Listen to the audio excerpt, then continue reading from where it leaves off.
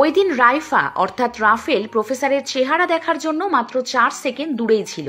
প্রফেসরকে ধরার জন্য এই খেলাটাই শেষ ছিল, যেটা দিয়ে এই কেসটা খুব সহজেই শেষ করে দিতে পারত। রাইফার কাছে নিওর ছবি এবং জেসিকোর ছবি ছিল, আর জলদি বের্লিন মানে রাফুরও ছবি থাকবে। এখন যেই নামগুলো বলা হয়েছে তা হলো তাদের আসল নাম, যেটা মুভিতে ছিল, মানে মানি হিস্ট্রি। চলুন গল্পে ঢোকা যাক। এক এক করে সবারই আসল নাম নেওয়া হবে এবং সেই নামেই চিনবেন তাদের এখন থেকে।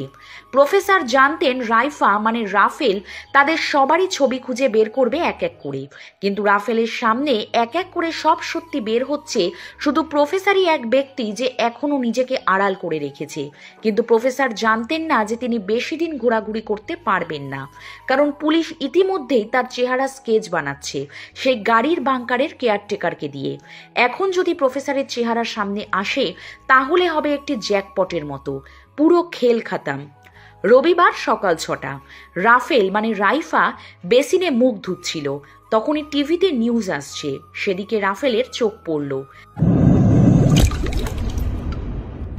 রাফেল কত ভয়ানক পুলিশ এটা এখান থেকেই বোঝা যাচ্ছে, যে যেখানে সাধারণ মানুষ ভেতরে বন্দী আছে তাদের না ছাড়িয়ে তারা ডিল করছে আগে এলিসাকে বের করতে। এটা কি ঠিক?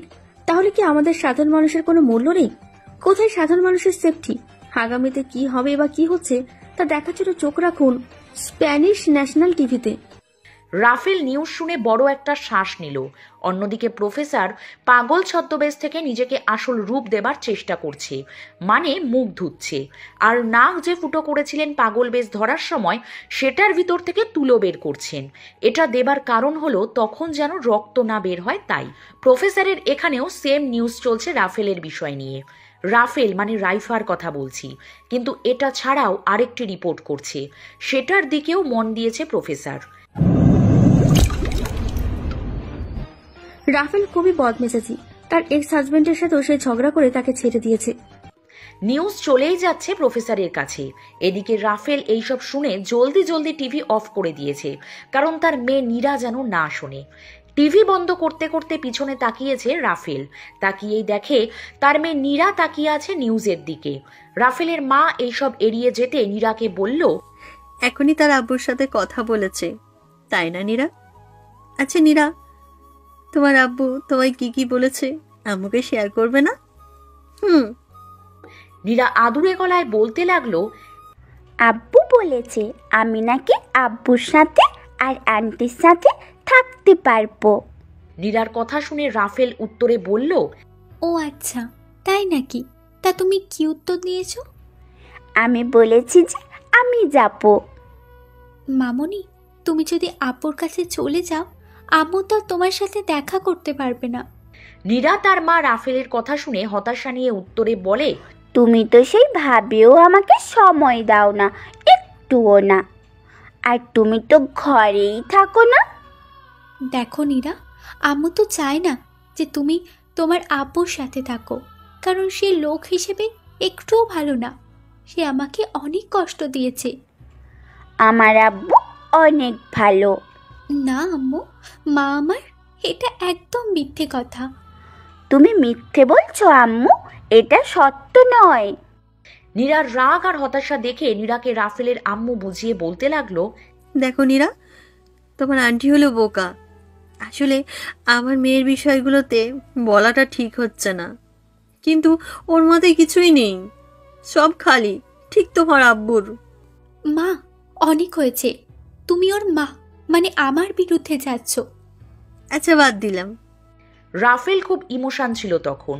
নিজেকে সামলিয়ে নীরার সামনে হাঁটু গেড়ে বসে নীরার হাতের উপর হাত রেখে এক চিলতে হাসি মুখে বলছে, মামনি, আজ আমরা ঘুরতে যাব, ঠিক আছে? তোমার না ঘুরতে খুব ইচ্ছা করে? তোমার তো অনেক চকলেট খেতেও পছন্দ, তাই না? হ্যাঁ, অনেক। তুমি কি সত্যি নিয়ে যাবে ঘুরতে আর আমার জন্য চকলেট নেবে? হ্যাঁ, অবশ্যই যাব, কেন নয়? আমার মামনির জন্য আমি সব কিছু করতে পারি, এটা তো কোনো ব্যাপারই না। নীরা তার মায়ের কথা শুনে অনেক বেশি খুশি হয়ে যায় আর আনন্দে লাফাতে লাফাতে বলে, হুররে, আজ আমরা ঘুরতে যাব, ঘুরতে যাব। রাফেল নীরাকে 2 হাত দিয়ে উপরে তুলে আরো বলছে, হ্যাঁ, আমরা ওখান থেকে আসার পর আরো অনেক অনেক জায়গায় ঘুরতে যাব। নীরা রাফেলের দিকে আগ্রহী দৃষ্টিতে তাকিয়ে বলতে থাকে, কোথায় কোথায় যাব আমরা? বিচ আইসল্যান্ডে যাব তোমায় নিয়ে, সেখানে অনেক মজা হবে। আনন্দের সাথে বাচ্চাদের মতো হাসি দেয় নীরা। এইসব শুনে রাফেলের আম্মু বলে, এটা যদি ফ্যামিলি ট্যুর হয় তাহলে আমিও সাথে যাব। অবশ্যই, তাহলে চলো। রাফেল আর নীরা চলে গেল পাশের রুমে। রাফেলের আম্মু টিভি অন করে নিউজগুলো শুনছে আর বড় বড় শ্বাস নিচ্ছে আর ভাবছে যে এইসব মিথ্যে অভিযোগগুলো আমার মেয়ের উপর লাগানো হয়েছে। প্রফেসরের টিম ডাকাতি করার আগে আড্ডা দিচ্ছিল তাদের টিমকে নিয়ে, গোল টেবিলে খাবার খাচ্ছিল সবাই। তখন টোকিও জেসিকো বলছিল, পুলিশ কেন ভেতরে আসবে না? রায়ান বলে উঠল, কারণ আমরা তালা লাগিয়ে দেব। রায়ান কথাটা হাসতে হাসতে উত্তর দিল। তারপরে প্রফেসর বলতে শুরু করলো, তারা এটা কখনো করবে না, কারণ স্পেন এটা করতেই পারবে না। শুনো সবাই, ধরে নাও 2024 সালে একটা স্টুডেন্ট গ্রুপ সেই জায়গায় ঘুরতে গেছে এবং একটা ডাকাত দল সেখানে সবাইকে আটকিয়ে রেখেছে এবং সাথে আরও 20 জন মানুষ একসাথে হয়েছে, তখন পুলিশ কি করবে? সবাই প্রফেসরের কথা শুনে উত্তর দিতে পারছে না আর মাথা ঝাঁকাচ্ছে, জানে না কি করবে। প্রফেসর আবার বলল, কারণ সেখানে পুলিশকে ঢুকতে দেবে না, কারণ হিসাবে তারা বাচ্চাদের পক্ষ নেবে, তাদের যেন কোনো ক্ষতি না হয় ডাকাতদের দ্বারা। জেসিকো ভেবে বলল, কারণ তাদের হাতে থাকবে খাতা আর কলম, আর আমাদের হাতে থাকবে বন্দুক। কোথায় পাওয়ার আছে প্রফেসর? জেসিকোর কথা শুনে সবাই হাসছে। টেবিলে হুইস্কি ছিল, সবাই ভাগ ভাগ করে খাচ্ছে আর আনন্দ করছে। প্রফেসর বলতে শুরু করলো, আমরা সবাই রয়্যাল মিন্টের ভিতরে এমন বিপ্লব করব যেমন বাংলাদেশে মাতৃভাষা আন্দোলনের ছাত্ররা নিয়ে এসেছিল, আর বিপ্লবকে সবাই সমর্থন করে। আর যদি এই কাজটা হয়ে যায় তাহলে বিশ্বাস করো। প্রফেসরের কথাটা শেষ করতে না দিয়ে নাইরবি বলে উঠল, তাহলে পুরো দুনিয়া তোমার ফ্যান হয়ে যাবে। না সরি, বলো বলো। সবাই হাসতে লাগলো, সাথে প্রফেসরও।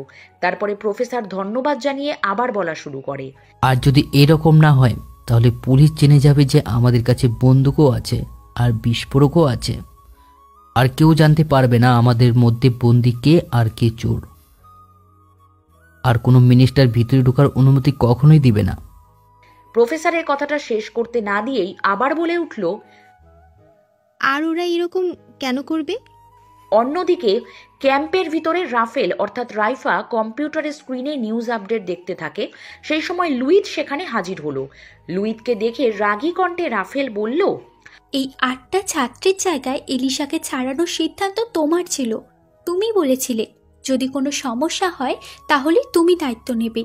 এখন বাইরে যাও এবং মিডিয়াকে বলো এইসব সিদ্ধান্ত তোমার ছিল এবং তোমার দপ্তরের ছিল। তুমি খুব ভালো করে জানো যে আমি এই মন্তব্য করতে পারবো না, কিন্তু চিন্তা করো না, প্রধানমন্ত্রীর কাছে এই খবর আছে এবং সরকারও আমাদের সাথে আছে। দেখো, সরকার আমার পাশে আছে কি নেই তাতে আমার কিচ্ছু যায় আসে না। আমি শুধু ভাবি আমার মেয়ে ও আমার মায়ের সম্বন্ধে, তারা আমাকে নিয়ে কি ভাবলো সেই সম্বন্ধে। তুমি খুব ভালো করেই জানো ওরা কখনোই ওই 8টা স্টুডেন্ট এবং এলিসাকে ছাড়তো না। এটা ওদের একটা চাল ছিল। শুধু একটা কথা তোমাকে বলে দিই, এটা শেষ হতেই সবাই সবটা ভুলে যাবে। এটা ওয়ার্ল্ড কাপের মতো, শুরু যেমনটাই হোক সবাই তোমার জিতটাই মনে রাখবে, কিন্তু শেষে যদি একটাও লাশ পাওয়া যায় তাহলে আমাদের খবর আছে। আমার করা কাজের জন্য আমি দুঃখিত।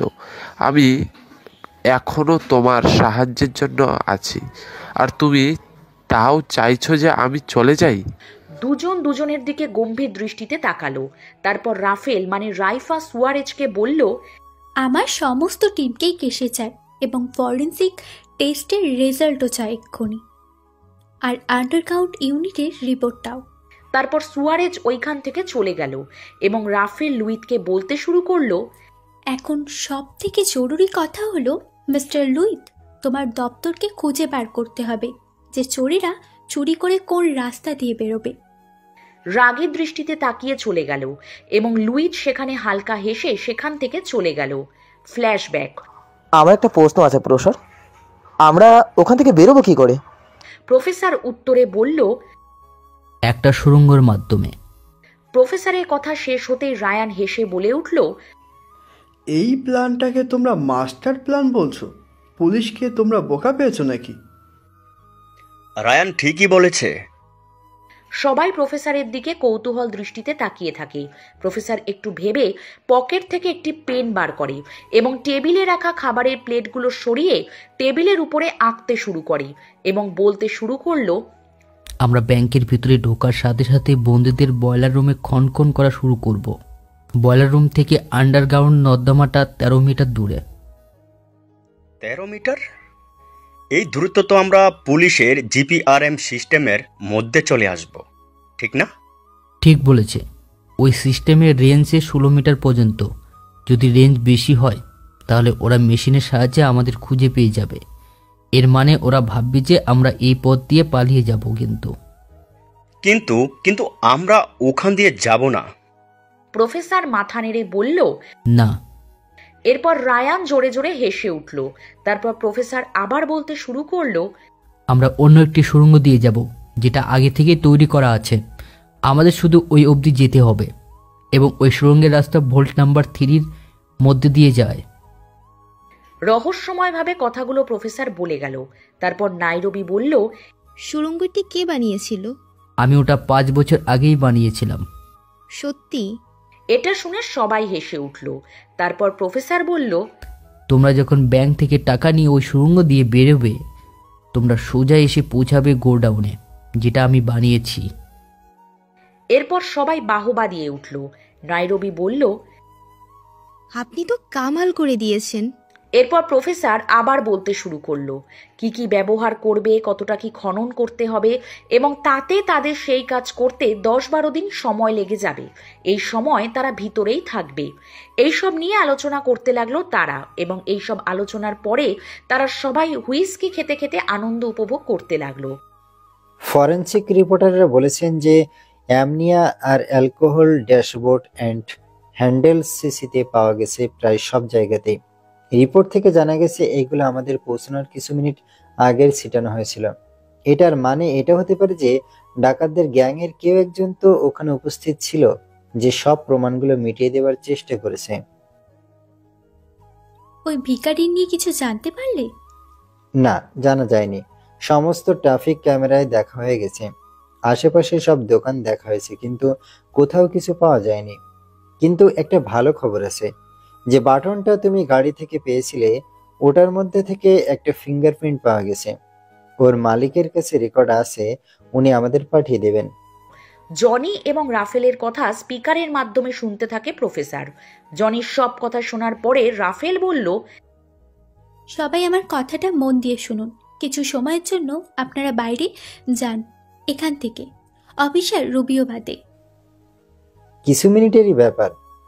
রাফেল একটু গম্ভীর গলায় লুইট মানে জিসানকে বলল আর জনিকে বলল, আপনারা দাঁড়াতে পারেন। তারপরে রাফেল তাদের দিকে তাকিয়ে গম্ভীর গলায় বলতে থাকে, এটাও কি কোনো কাকতালীয় ব্যাপার নাকি যে আমাদের গাড়ি পৌঁছানোর আগেই অন্য কেউ পৌঁছে গিয়েছিল ওখানে? না, এটা কোনো কাকতালীয় ঘটনা নয়। তাহলে আমাদের মধ্যে কোনো বিশ্বাসঘাতক আছে। তাহলে আমরা কি করতে পারি? তাকে খুঁজে বার করো। এরপর লুইট মাথা নাড়ায়, অর্থাৎ সম্মতি জানিয়ে ওখান থেকে বেরিয়ে যায়। তারপরে জনি দেখলো কম্পিউটারে একটি নোটিফিকেশন আসতে। পুলিশের রিপোর্ট এসে গেছে। রাফেল আর জনি ফরেনসিক রিপোর্টটা চেক করতে থাকে। সেই সময় লুইট ভিতরে প্রবেশ করে এবং তারপর কম্পিউটার স্ক্রিনে রিপোর্টটাতে দেখতে পায় যে গাড়িটা যে জামার বাটনটা পাওয়া গিয়েছিল সেটা আসলে রাফুর। সেটা দেখে লুইট রহস্যময় হাসি দেয়। অন্যদিকে আর্থের জ্ঞান ফিরে আসে। সে তারপর আস্তে আস্তে চোখ খুলে দেখে সে একটা ঘরের বেডের উপর শুয়ে আছে। তারপর সামনে আহাতকে দেখে একটু চমকে ওঠে। তারপর আহাত মুচকি হাসি নিয়ে আর্থকে বলতে থাকে, দাঁড়াও দাঁড়াও, শুয়ে থাকো, আরাম করো, চুপচাপ শুয়ে থাকো। আহাত এইসব বলতে বলতে তার গলায় থাকা রুমাল দিয়ে আর্থের কপালে জমে থাকা ঘাম মুছে দিতে থাকে এবং মুখে একটি থার্মোমিটার দিয়ে দেয়। তারপর আর্থের গায়ে ঢাকা দেওয়া চাদরটা খুলতে খুলতে কোমর পর্যন্ত নিয়ে যায় এবং আর্থ গুলি লাগা জায়গায় থাকা ব্যান্ডেজটা একটু খুলে দেখে। তারপরে মৃদু হাসি নিয়ে বলতে শুরু করে, তুমি শুয়ে থাকো, তোমার কিছু হয়নি। এরপর আহাত একটি ভিজে কাপড় দিয়ে ক্ষত জায়গাটা পরিষ্কার করতে থাকে। এরপর থার্মোমিটারটা আর্থের মুখ থেকে বার করে আবার মৃদু হাসি নিয়ে বলতে শুরু করে, 99.6 মানে কোনো সমস্যা নেই, কোনো ইনফেকশন হয়নি। আমি মারধরের পরে অনেক লোককে সেবা যত্ন করেছি, কিন্তু একজন পুরুষই একজন পুরুষকে ভালো করে চিনতে পারে। তুমি একদম চিন্তা করো না, তুমি একদম ফিট আছো। অন্যদিকে রায়ান মনিকার সাথে দেখা করতে আসে। সে এসে আস্তে আস্তে মনিকাকে ডাকতে থাকে। মনিকা, মনিকা, এখন কেমন আছো? মনিকা কষ্টের সাথে উত্তর দেয়, ঠিক আছি, তুমি এখানে কেন?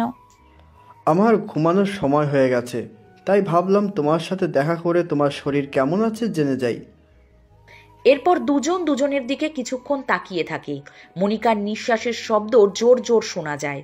রায়ান একটু থতমত খেয়ে গিয়ে আবার বলতে শুরু করে, এখানে অনেক গরম, তাই না? হ্যাঁ, আর এখানে অক্সিজেনও কম।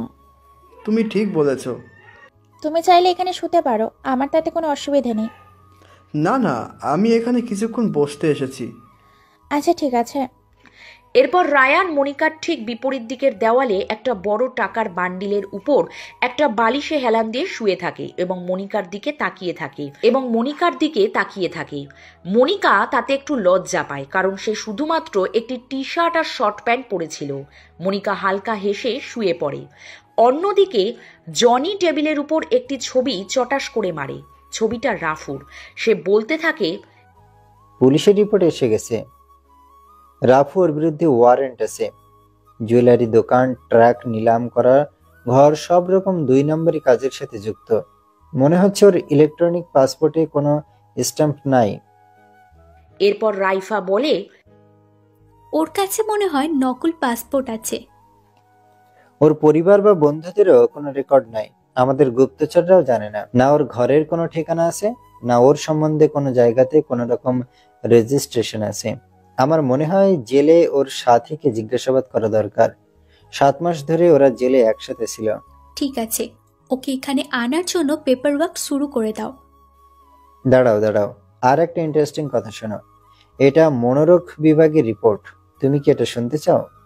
রাইফা মাথা নেড়ে সম্মতি জানালো আর জনি রিপোর্টটি পড়তে শুরু করলো।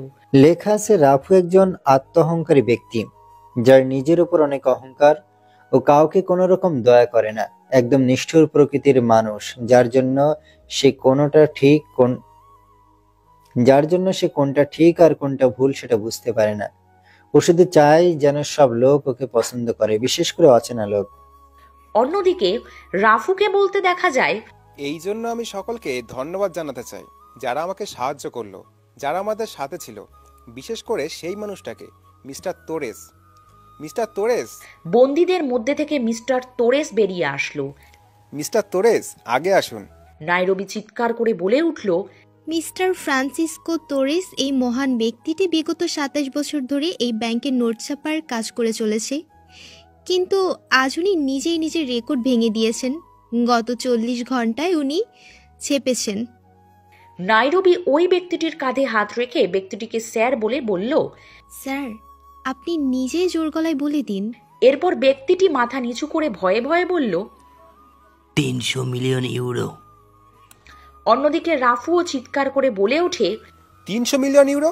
তাও আবার একা? আমার সহকর্মীরাও আমার সাহায্য করেছে। ব্যক্তিটি আস্তে আস্তে করে বলে। নাইরোবি পাশ থেকে বলে, সবথেকে বড় কথা ওনার প্রচেষ্টা। ধন্যবাদ মিস্টার তোরেস, ধন্যবাদ। আর আপনাদের সকলকে ধন্যবাদ। মিস্টার তোরেস, জানেন আপনি কে? আপনি হচ্ছেন বন্দীদের মধ্যে শ্রেষ্ঠ বন্দী। রাফুও চিৎকার করে বলে ওঠে, সবাই হাততালি দিন আমাদের প্রিয় বন্ধু তেরেসের জন্য। হাততালি যেন বন্ধ না হয়। রাফুর কথা মতো সবাই হাততালি দেয়। নাইরোবি সকলকে ধন্যবাদ জানায়। ধন্যবাদ। এরপর রাফু সবাইকে চুপ করায় এবং বলে, আমাদের কাছে আরেকটি খুশির খবর আছে। আর আমি চাই আপনারা সকলে ওনাকে মন থেকে স্বাগত জানান, কেননা তিনি এটার অধিকারী। এটা বলেই রাফু উপরের দিকে দেখিয়ে বলতে থাকে, তিনি হলেন আর্থ, এখানের ম্যানেজার। আসুন আমরা সকলে ওনাকে করতালি দিয়ে স্বাগত জানাই। উনি এখন পুরোপুরি বসে সুস্থ। রাফুর কথা মতো আবার সকলে হাততালি দিতে থাকে। উপর থেকে আহাত আর্থকে উপরের বারান্দায় নিয়ে আসে। ডাকাতরা আর্থকে দেখে হেসে ওঠে। বন্দীদের মধ্যে একজন ভিড়ের মধ্যে হাত উঁচু করে দাঁড়িয়েছিল। রাফু সেটা দেখতে পায়। রাফু বন্দীটার কাছে যেতেই সে রাফুকে বলে, আমি কি আপনার সাথে একটু কথা বলতে পারি? রাফু এই কথা শুনে বন্দি মহিলাটিকে ইশারা করে আসতে বলল। মহিলাটি রাফুর পিছনে পিছনে চলে গেল। সবাই সেটা দেখতে থাকলে অন্যদিকে রাফেল টেবিলের উপর রাফুর একটি ছবি রাখলো আর জনিকে বলল, এই সম্বন্ধে আমরা যা জানি সব মিডিয়াতে প্রচার করে দাও এক্ষুনি। জিসান অর্থাৎ লুইত পাশ থেকে বলে, কিন্তু কেন? রাফেল বলে উঠল, কিন্তু কেন মনে হলো? এই লোকটা একটা চুরিকে তামাশা বানিয়ে রেখেছে, যেন এখানে কোনো সিনেমা চলছে। দেখি বাংলাদেশের লোক কি ভাবে যখন তারা জানতে পারবে একজন মাথা খারাপ লোক স্টুডেন্টদের বন্দি বানিয়ে রেখেছে। এটা শোনার পর জিসান অর্থাৎ লুইত বলে, আমার মনে হয় না ওই লোকটাকে শুধু মাথা খারাপ বললে লোক আমাদের কথা শুনবে। লোককে ভয় দেখানোর জন্য এটা যথাযথ নয়। আমাদের আরো মজবুত কিছু প্রমাণ দিতে হবে, যেমন মেয়ে পাচার করা বা কোনো বড় নারী ব্যবসা, যেগুলো কোনোদিন ও ক্ষমা করে দেওয়া যায় না। এইসব কথা প্রফেসর শুনতে পারছিল। সে বলতে থাকলো, না না, রাফেল এতটা নিচে নামবে না, এরকম করবে না। রাফেল একটু ভেবে বলে, লিক করো, মিথ্যে লিক করে দাও সব মিডিয়াতে। ওর বিরুদ্ধে মেয়ে পাচার, নারী ব্যবসা জাতীয় অনেক কেস আছে। তার মধ্যে কিছু নাবালিকার সাথেও এরকম করেছে। ওকে পুলিশের খবরে হওয়ার জন্য ছেড়ে দেওয়া হয়েছিল। রাফেলের কথায় জিসান খুশি হয়ে বলল, তোমরা কাজ করার স্টাইল আমার পছন্দ হয়েছে। আমি এখনই আমার অফিসে গিয়ে এটার প্রস্তুতি নিচ্ছি। এটা বলে জিসান ওখান থেকে চলে গেল। জনি রাফেলের মুখের দিকে তাকিয়ে থাকলো। কিছুক্ষণ পরে বলল, রাফেল, আমার কথাটা শোনো। তুমি কি জানো আমরা কি করতে চলেছি? এটা আমরা একজনের নামে মিথ্যা বদনাম করতে চলেছি। হ্যাঁ, আমরা ওকে বদনাম করেছি। মিডিয়ার মাধ্যমে সবাই আমাকে ভেবেছে আমি একজন শয়তান মহিলা। আর এটার ফায়দা নিয়ে আমার এক্স হাজবেন্ড আমার থেকে আমার মেয়েকে ছিনিয়ে নিতে চাইছে। এর মানে কি হতে পারে জানো? ও কোর্টে গিয়ে বলবে কি জানো? ও কোর্টে গিয়ে বলবে ওই মহিলা আমার মেয়ের খেয়াল রাখতে পারে না, আমার মেয়ে আমার সাথে থাকতে চায়। আমি ভেঙে পড়ব, একা হয়ে যাব। শোনো রাফেল, কোনো জজই ওই রকম একটা লোককে বিশ্বাস করবে না। আমার মা আমাকে বিশ্বাস করে না, জজ কি করে করবে? আমি করি রাফেল, আমার তোমার ওপর বিশ্বাস আছে। দেখো, আমি তোমার জন্য সাক্ষী দিতে পারি। সাক্ষী? তোমার কাছে কি প্রমাণ আছে? তুমি তো কিছুই দেখোনি। হ্যাঁ, তো আমরা রাফু সম্পর্কে তো মিথ্যা বলছি, তো সবার সম্পর্কে মিথ্যা বলি। আর শুরুটা তোমার স্বামীকে দিয়ে করি। আমি বলে দেব যে আমি মারের দাগ দেখেছি, যেটা তোমার মিনি ড্রেসের নিচে ছিল। কিন্তু আমি তো কোনোদিন মিনি ড্রেস পরিনি। তাতে কি হয়েছে? আর আমি ওদের এটাও বলতে পারি যে আমরা পাহাড়ের উপরে কত সুন্দর রাত কাটিয়েছিলাম। এটা শুনে রাফেল জনিকে জড়িয়ে ধরে কাঁদতে থাকে। জনিও রাফেলকে জড়িয়ে ধরে। এর মধ্যে দুজন পুলিশ এসে উপস্থিত হয়। তার মধ্যে একজন বলে, এক্সকিউজ মি ইন্সপেক্টর, আমি কি ভিতরে আসতে পারি? কি হয়েছে? আমরা ভাঙ্গারখানাতে ওই গার্ডটাকে জিজ্ঞাসাবাদ করছিলাম। ওর নাম লিকোলাই। ও বলল কোনো একজন ব্যক্তি আমরা যাওয়ার 1 ঘন্টা আগেই ওই গাড়িটা সম্বন্ধে জানতে চেয়েছিল। গার্ডের কথা মতো ওই লোকটি অনেক ঘাবড়েছিল। আর এটা ওই লোকটাই ছিল যে পরে ভিখারি সেজে এসেছিল। আচ্ছা, ওকে এখানে নিয়ে আসো। ওকে সমস্ত ক্রিমিনালদের ছবি দেখাও যা আমাদের ডেটাবেসে আছে, আর ওকে দিয়ে এই লোকটার একটা ছবি তৈরি করো। যাও। রাফেলের কথা শেষ হতেই পুলিশ দুটি চলে গেল। প্রফেসর এইসব কথা এতক্ষণ তার ইয়ারফোনে শুনছিল। সে সাথে সাথে তার কম্পিউটারে টাইপ করতে শুরু করে দিল। এর মধ্যে জনির কথা শোনা গেল। সে ফোনে কাউকে বলতে থাকে, আমার প্রত্যেকটি বাংলাদেশের ছবি বায়োডাটা চাই, যাদের আমরা কোনো একদিন ধরেছিলাম। জিজ্ঞাসাবাদ করেছিলাম বা সন্দেহের তালিকাতে আছে। আমাদের কাছে এরকম সফটওয়্যার আছে যেটা দিয়ে আমরা ওই লোকটির ছবি বানাতে পারবো।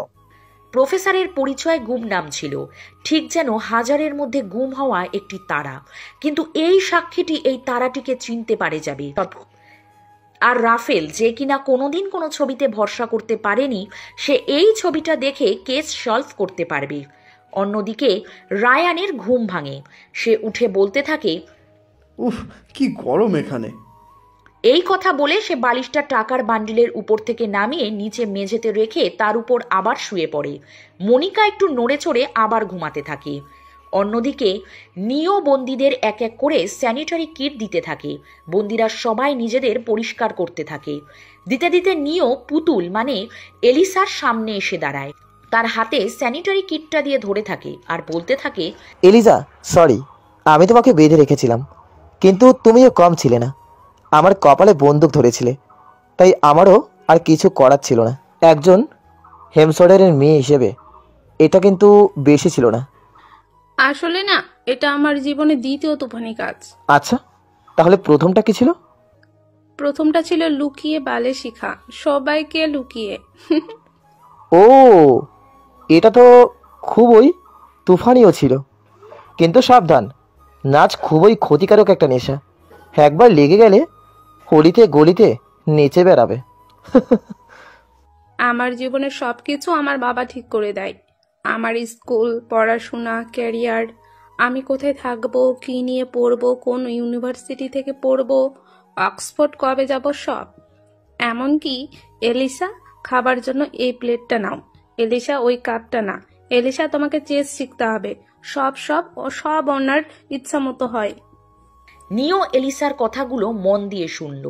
তারপর নিও বলল, আচ্ছা, তা লুকিয়ে লুকিয়ে ব্যালে শিখে তুমি হিসাব বরাবর করলে? আমি বলে এই কারণেই শিখেছি, কারণ বাবা নাচ পছন্দ করে না। শনিবার ভলিবলের ক্লাস থাকতো, আমি ওনাকে বিনা জিজ্ঞাসা করে শনিবারও কিছু করতে পারতাম না। নিও আর এলিসা কথা বলার সময় সেখানে জেসিকো চলে আসে। জেসিকোকে আসতে দেখে নিও সবাইকে বলে, সবাই শোনো, যে যার নিজের জিনিস নিয়ে নাও আর এখান থেকে বেরিয়ে যাও। এরপরে নিও সেখান থেকে চলে যায়। জেসিকো ঠিক এলিসার পিছনে এসে দাঁড়ায়। আয়নায় এলিসা এবং জেসিকোর প্রতিফলন দেখা যায়। জেসিকো আয়না দেখে নিজের চুল ঠিক করতে থাকে। এরপর এলিসা পিছনে ঘুরতেই জেসিকো তাকে চমকে দিয়ে বলে, কি কথা হচ্ছিল? তুই অক্সফোর্ড বলেছিলি? আমি শুনতে পেয়েছি। না, আমরা শুধু কথা বলছিলাম আমাদের লাইফের ব্যাপারে। এই বলে এলিসা চলে যাচ্ছিল, কিন্তু জেসিকো আবার তার রাস্তা আটকে রহস্যময় গলায় বলতে থাকলো, ওকে, বেশি কবে ডাকবি? এলিসা ভয় পেয়ে যায়। সে ওখান থেকে চলে যেতে চায়, কিন্তু জেসিকো বারবার রাস্তা আটকায়। এরপর এলিসা ভয়ে ভয়ে উত্তর দেয়, কাকে? নিওকে? না তো। কেন? তোর আমার বয়ফ্রেন্ডকে পছন্দ নয়? না। এই বলে এলিসা চলে যেতে চায়, কিন্তু আবারও জেসিকো তার রাস্তা আটকায় এবং বলতে থাকে, আমার তো ওর হাসিটা খুব পছন্দ, তোমার পছন্দ নয়? এলিসা আবার ভয়ে ভয়ে উত্তর দেয়, না। জেসিকো এবার একটু ভারী গলায় এলিসাকে বলে, মিথ্যু, আমি দেখেছি তুই ওর দিকে তাকিয়ে থাকিস। এই বলে জেসিকো হা হা করে হেসে ওঠে। তারপর আবার গম্ভীর গলায় বলতে থাকে, নিও কিউট, তাই না? হ্যাঁ, সে কিউট। ওকে তুই পছন্দ করিস, তাই না? তো কি হয়েছে? যা বলে দে ওকে। তবে ও আমার বয়ফ্রেন্ড, কিন্তু আমি ওই ধরনের গার্লফ্রেন্ড নই যে তোকে দেখে ঝুলবো বা তোকে কামড়ে দিতে যাব। এইসব বলতে বলতে জেসিকো এলিসার কাছে আসতে থাকে। জেসিকো এলিসার চুল নিয়ে কানের পাশে সরিয়ে দেয়। জেসিকো কথা বলতে বলতে পুতুলের ঠোঁটের কাছে নিজের ঠোঁট নিয়ে যায় আর বলে, তোর যদি মজা করতে ইচ্ছে করে তো আয়, আমরা নিজেরাই মজা করি। এই বলে জেসিকো এলিসা অর্থাৎ পুতুলের মুখের সামনে এসে দাঁড়ায় এবং এলিসার চোখের সামনে আসা চুলগুলো সরিয়ে তার ঠোঁটে কিস করতে লাগলো। হঠাৎ বাথরুমের ভিতর থেকে ফ্ল্যাশ করার শব্দ শুনে একটু সরে গেল। বাথরুমের ভিতর থেকে মস্কো বেরিয়ে আসলো। মস্কো ভিতরে বসে সব কথা শুনতে পারছিল। সে বেরিয়ে এসে এলিসা এবং জেসিকোর মুখের দিকে দেখলো আর হাত ধুতে থাকলো। মস্কোকে দেখে জেসিকো এলিসাকে বলল, বেরিয়ে যা। এরপর জেসিকো আবার মস্কোকে জিজ্ঞাসা করে, আপনি কখন থেকে ভেতরে বসেছিলেন? জেসিকোর প্রশ্ন শুনে মস্কো কোনো কথা না বলে দরজার দিকে হেঁটে যেতে থাকে। কিছুটা গিয়ে আবার ঘুরে তাকায় জেসিকোর দিকে, তারপর ওখান থেকে চলে যায়। রাফু যখন জেলে থাকতো তখন তার সাথে থাকা একজন আসামিকে নিয়ে আসে তাদের হেফাজতে। একটি ঘরে জনি দাঁড়িয়ে আছে, আর রাফেল একটি টেবিলের ডান দিকে একটি চেয়ারে বসে এবং সামনে থাকা সেই আসামি শুভমকে গম্ভীর গলায় বলতে লাগলো, তোমার উপর 3টে মারপিটের কেস আছে, 6টা কেস আছে মাদকদ্রব্য আর অশ্লীল কর্মের জন্য, সব মিলিয়ে 38 বছর জেলে। এখনো একটা কেসের বিচার বাকি আছে। আমাকে এখানে কেন আনা হয়েছে? গম্ভীর গলায় রাফেল শুভমের দিয়ে একটি ছবি অর্থাৎ রাফুর ছবি এগিয়ে দিয়ে বলল, তুমি এর সাথে জেলে ছিলে না? ওখানে এর সাথে কন্ট্যাক্টে আর কে কে ছিল? না, কেউ না। কেউ তো দেখা করতে আসতো নিশ্চয়, বাড়ির লোক, গার্লফ্রেন্ড, পার্টনার? আমি জানি না। বন্ধু? কোনো দিনও বলেনি। তার মানে তুমি আমাকে বলতে চাইছো ও 7 মাসে কারোর নাম নেয়নি? কি হলো? রাফেলের প্রশ্নের উত্তরে শুভম চুপ করে রইল দেখে জনি বলে উঠল, কি হলো, কোনো অসুবিধা? ঘরের ব্যাপারে কিছু বলেছে? না। নিজের পাড়ার কথা, কোনো শহর, এমন কোনো শহর যেখানে ও যেতে চাইতো? না, কোনো দিনও আমাকে বলেনি। দেখো, আমি তোমাকে যেটা বলছি তুমি সেটা বুঝতে পারছো না। আমি চাই তুমি আমাকে কিছু ইনফরমেশন দাও, বুঝলে? কোনো ধরনের সূত্র। একটু থেমে রাফেল আবার জিজ্ঞাসা শুরু করলো। শুভম একটু ভেবে বলল, একটা কথা আছে, কিন্তু আমি যদি কিছু বলি তাহলে আমি কি পাবো? আমি তো 4 বছর ধরে জেলে পড়ে আছি, আমারও তো কিছু চাই। কথাটা শেষ করতে না দিয়ে রেগে গিয়ে জনি চিৎকার করে বলতে শুরু করলো, দেখো, আমাকে রাগ ধরিও না, কিন্তু তখন থেকে জানি না করে যাচ্ছ। আগে তুমি কি জানো সেটা বলো, তারপরে আমরা এই ব্যাপারে ভাববো। রাফেল জনিকে থামাতে থামাতে চিৎকার করে ধমকে বলতে লাগলো, জনি, জনি রিল্যাক্স। তারপরে রাফেলের কথা শুনে জনি মাথা নাড়িয়ে সম্মতি জানিয়ে থেমে গেল। দেখো, আমি বোর্ডের কাছে একটা দরখাস্ত লিখে মিনতি করব যেন তোমাকে যত তাড়াতাড়ি সম্ভব ছেড়ে দেওয়া হয়, কিন্তু আমার 2টো শর্ত আছে। প্রথমটা হলো তুমি আমাকে সব ইনফরমেশন দেবে, যদি ওটা কোনো কাজের হয় তবেই আমি তোমাকে দ্বিতীয় শর্তটা বলবো, কিন্তু তুমি নিশ্চিন্তে থাকো যে তোমাকে ছেড়ে দেওয়া হবে। ও কোন ওষুধ নিত প্রতিদিন ইনজেকশন থেকে? ওর তো মেডিকেল রিপোর্ট আছে আমার কাছে, কিন্তু ওটাতে তো ওষুধ সম্পর্কে কিছুই লেখা নেই। হ্যাঁ জানি আমি, ও এই কথাটাকে লুকিয়ে রাখতো। একটা অদ্ভুত রকমের অসুখ ছিল ওর। তুমি জানো ও কি ধরনের ওষুধ নিত? রেড রেটিকুলাস। ওটা কি করে পেত? আমি জানি না, তুমি জানো কিনা, তবে জেলে এইসব জিনিস আনা সম্ভব। শুধু এই জিনিসগুলো আমার ভিতর ভরে নিতে হয়। ওকে জিজ্ঞাসাবাদের সময় পর্দা সরিয়ে অন্য একজন পুলিশ অফিসার ভিতরে ঢুকলো। সেই দিকে রাফেল তাকালো। তারপর আগ্রহী কণ্ঠে রাফেলকে শুভম জিজ্ঞাসা করলো, এবার তাড়াতাড়ি বলো, তোমার দ্বিতীয় সত্যটা কি? তুমি নিজের ইচ্ছাতে যদি নসবন্দি করাও তাহলে যত তাড়াতাড়ি সম্ভব তোমাকে ছেড়ে দেওয়া হবে। তোমার উপরে সবটা রয়েছে, তুমি এবার যেটা করবে। একটু ভেবে শুভম বলল, না। না। তারপর রাফেল একটি পুলিশকে ডেকে বলল, যাও, ওকে নিয়ে যাও, বন্দি করো। রাফেল উঠে দাঁড়ায় এবং একজন পুলিশ শুভমকে ধরে নিয়ে যেতে থাকে, আর শুভম রেগে গিয়ে চিৎকার করে বলতে থাকে, তুমি আমাকে কথা দিয়েছিলে, এটা তুমি ঠিক করছো না, শালা শয়তান একটা। শুভম চিৎকার করে এইসব বলতে থাকে, আর একজন পুলিশ তাকে ধমক দিয়ে চুপ করায় এবং সেখান থেকে নিয়ে যেতে থাকে। রাফেল গম্ভীর গলায় জনিকে বলতে করতে থাকে, তাড়াতাড়ি খোঁজ লাগাও রেট্রক্সিল কেন নেয়, আর 6 মাসের মধ্যে আশেপাশে কোন ফার্মেসিতে রেট্রক্সিল বেশি বিক্রি হয়েছে। আর যদিও রেট্রক্সিল প্রতিদিন নেয় তাহলে নিশ্চয়ই ও একটা বড় পরিমাণ রেট্রক্সিল সঞ্চয় করে রেখেছে। আর হ্যাঁ, একা যাবে, আমি কারোর উপর ভরসা করতে পারবো না, বুঝেছো? বুঝেছি। একজন পুলিশ একজন ব্যক্তিকে নিয়ে আসে আর বলে এ হচ্ছে সেই গার্ড যেখানে ওই ভাঙা গাড়িগুলো রাখা ছিল। তারপরে রাফেল বলতে শুরু করে, আমি তোমাকে ডেকেছি ওই ব্যক্তিটা সম্পর্কে জানার জন্য। তুমি সকালবেলা কাবারখানাতে সেই লোকটাকে তুমি ভালো করে দেখেছিলে, তাই না? আমরা একটা স্কেচ বানাবো, সেটা বানাতে তুমি কি সাহায্য করতে পারবে? লোকটা মাথা নাড়িয়ে সম্মতি জানালো আর বলল, নিশ্চয়ই পারবো। তারপর রাফেল জনিকে বলল, জনি, ওনার থেকে সব ইনফরমেশন নিয়ে স্কেচটা বানাতে শুরু করো। সব ইউনিটকে ভিতরে নিয়ে এসো। এদিকে প্রফেসর তার কম্পিউটারে একটি ছবি বার করলো যেখানে ছিল একটি ভদ্র মহিলার সাথে রয়েছে তার হাজবেন্ড এবং একজন ছোট্ট মেয়ে।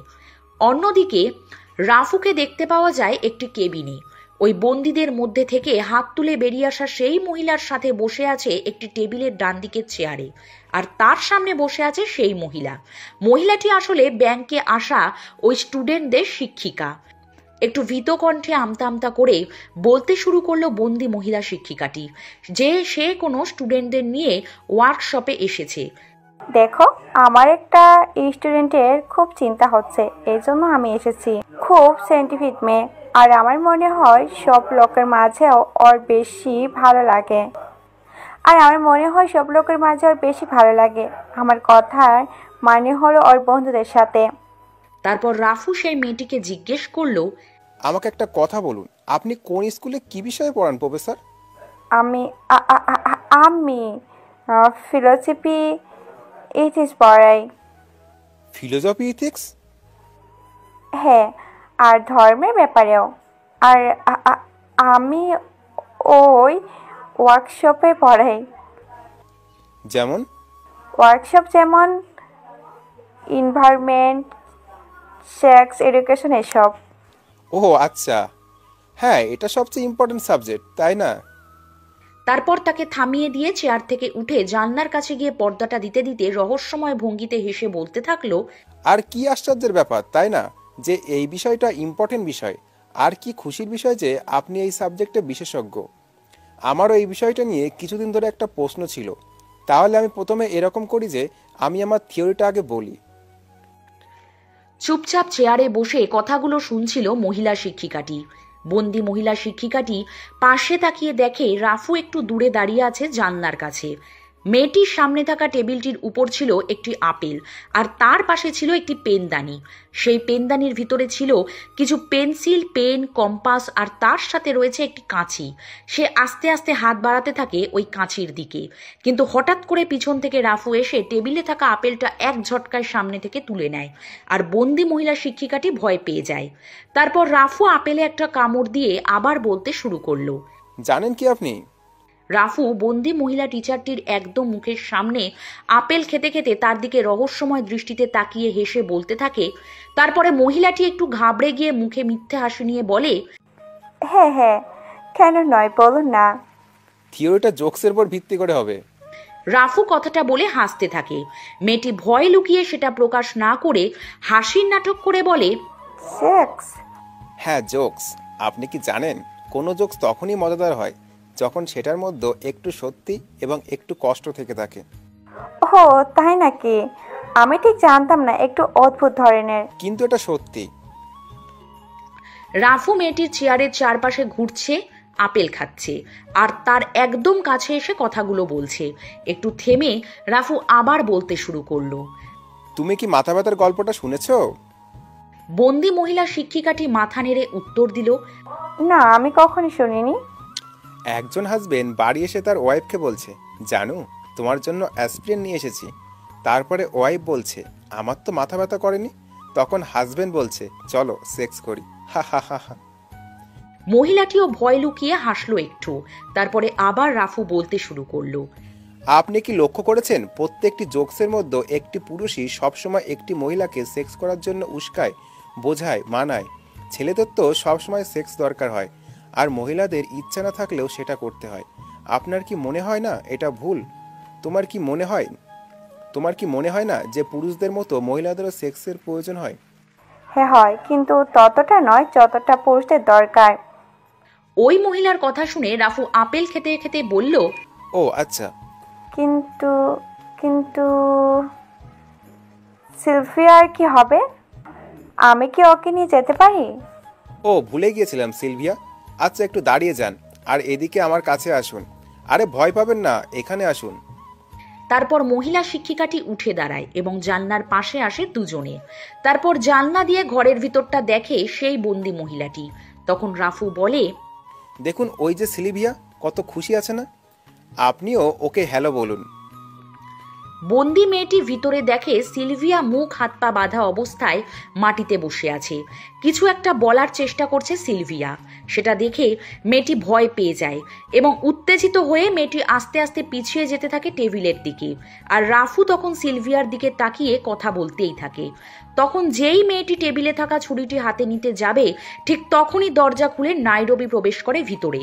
নাইরবিকে দেখে বন্দি শিক্ষিকাটি চমকে উঠে নাইরবির দিকে চেয়ে থাকে ভয়ার্ত দৃষ্টিতে। আর নাইরবি কোনো কথা না বলে সামনের দিকে এগিয়ে এসে অবাক হয়ে দেখতে থাকে। আর রাফু নাইরবিকে দেখে একটু ভয় পেয়ে জানলার পর্দাটা তাড়াতাড়ি বন্ধ করে দিতে থাকে আর বলে, কি হয়েছে নাইরবি? তোমাকে নিউজে দেখাচ্ছে। তারপর রাফু ভারী গলায় ফাহাদকে ডেকে বলে, আপনার সাথে কথা বলে ভালো লাগলো ম্যাডাম, আবার দেখা হবে, তখন আমার থিওরির ওপর চর্চা করব। এনাকে নিয়ে যাও। কথাটি বলেই রাফু কেবিন থেকে বেরিয়ে গেল। মহিলাটি করুণ মুখ করে দাঁড়িয়ে রইল। তারপরে ফাহাদ বন্দি মহিলা শিক্ষিকাকে হাত ধরে টেনে নিয়ে যেতে লাগলো আর বলল, অন্যদিকে ভাঙারখানার সেই গার্ডটাকে নিয়ে পুলিশ অফিসের লোকজন সন্দেহজনক ব্যক্তিটির স্কেচ তৈরি করতে থাকে। কম্পিউটার স্ক্রিনে অনেকগুলি নাকের ছবি দেখে গার্ডটা বলে ওঠে, এই নাকটা মনে হচ্ছে। গার্ডটি স্কেচ বানানোর জন্য সাহায্য করতে থাকে। পাশে দাঁড়িয়ে জনি দেখছে। রাফেল মানে রাইফা ওখানে প্রবেশ করে, একটি অফিসারকে জিজ্ঞেস করে, অফিসার, স্কেচ বানানোর কাজ কেমন চলছে? অফিসার রাফেলের উদ্দেশ্যে তাকে জানায়, কাজ অনেক ভালোই চলছে, খুব তাড়াতাড়ি স্কেচটা রেডি হয়ে যাবে। রাফেল বলে, খুব ভালো। এদিকে প্রফেসর রাফেলদের কথা শুনে তাড়াহুড়ো করে একটি জ্যাকেট, একটি টুপি ও একটি সানগ্লাস পরে নেয়। ওখান থেকে বেরিয়ে রাস্তায় হাঁটতে থাকে প্রফেসর। এই কথাগুলো শুনে প্রফেসর এমন একটা কাজ করলো যেটা করার কথা প্রফেসর কোনোদিন স্বপ্নেও ভাবেনি। পুলিশের থেকে বাঁচবে বলে পুলিশকেই খোঁজা। টাকার লকারের ভিতরে মনিকা এবং রায়ান ঘুমিয়েছিল। হঠাৎ মনিকার ঘুম ভেঙে যায়। সে ঘুম থেকে উঠে একটু ব্যথা অনুভব করে। তার অনেক জল তেষ্টা পায়। সে তার পাশে পড়ে থাকা জলের বোতল থেকে জল খায়, কিন্তু তাতে খুব অল্প পরিমাণ জল ছিল। তাই সে আস্তে আস্তে রায়ানের কাছে গেল জলের বোতল নিতে। বোতল নেবার জন্য সে রায়ানের শরীরের উপর দিয়ে ঝুঁকে বোতল নিতে গেল। তখন তার নজর রায়ানের খালি গায়ের উপর পড়ল। মনিকা রোমহর্ষক দৃষ্টিতে রায়ানের গোটা শরীরের দিকে এক দৃষ্টিতে তাকিয়ে থাকে। তারপর মনিকা রায়ানের শরীরে হাত বোলাতে থাকে। হঠাৎ ঘুমন্ত অবস্থায় রায়ান পাশ ফিরে শোয়। মনিকা ভয় পেয়ে একটি জলের বোতল নিয়ে আবার দূরে চলে যায়। অন্যদিকে নিউজে শোনা যায়, নামি দামি শোরুম আর সোনার দোকানের চুরিতেও এর নাম আছে। অনেক মেয়েকে যৌন হেনস্থারও নাম আছে। নিউজে এইসব কথা বলতে থাকে আর রাফু রাগী দৃষ্টিতে টিভির দিকে তাকিয়ে থাকে। নাইরবি তখন বলে, রাফু, কে ভেবেছিল এরকম রাজকীয় ঠাটবাটওয়ালা লোককে আপাতমস্ত জ্ঞান দেওয়া লোকটা আসলে মেয়ে ব্যবসার দালাল বেরোবে শালা। নিউজে আরো শোনা গেল, রাফু হিউম্যান ট্রাফিকিং এর সঙ্গে যুক্ত, যা বিশেষ করে ইউরোপীয় দেশগুলোতে সক্রিয় ছিল, যেখান থেকে মেয়ে পাচার করে বাংলাদেশে আনা হতো। এটা শোনার পরে নাইরবি ঘৃণার সাথে আবার বলে উঠল, আচ্ছা, তোমার কি ইউরোপীয় মেয়ে বেশি পছন্দ? তুমি কি ওদেরকেও পাচার করার আগে টেস্ট করে দেখো? কিন্তু নিউজে আরো শোনা যায়, রাফুর বিরুদ্ধে নাবালিকা মেয়েদের উপর যৌন হেনস্থারও অভিযোগ দায়ের করা হয়েছে। এই কথা শুনে নাইরবি চমকে উঠে বলল, নাবিলা, তুমি খুবই নোংরা একটা মানুষ। যে মেয়েটা তোমার কেবিনে বন্দি আছে তার সাথে তুমি কি করেছো? তোমার মতলবটা কি? শালা কামিনা। নিউজে আরো শোনা যায়, এখনই পাওয়া খবর অনুযায়ী রাফু পুলিশের খবরই হয়ে তার করা শেষ চুরিটা থেকে অত্যন্ত চালাকির সাথে নিজের নাম বের করে নেয়। সন্দেহজনক ব্যক্তিদের মধ্যে এই নতুন নামটা উঠে এসেছে এবং এই নামটা পুলিশের চিহ্নিত করেছে।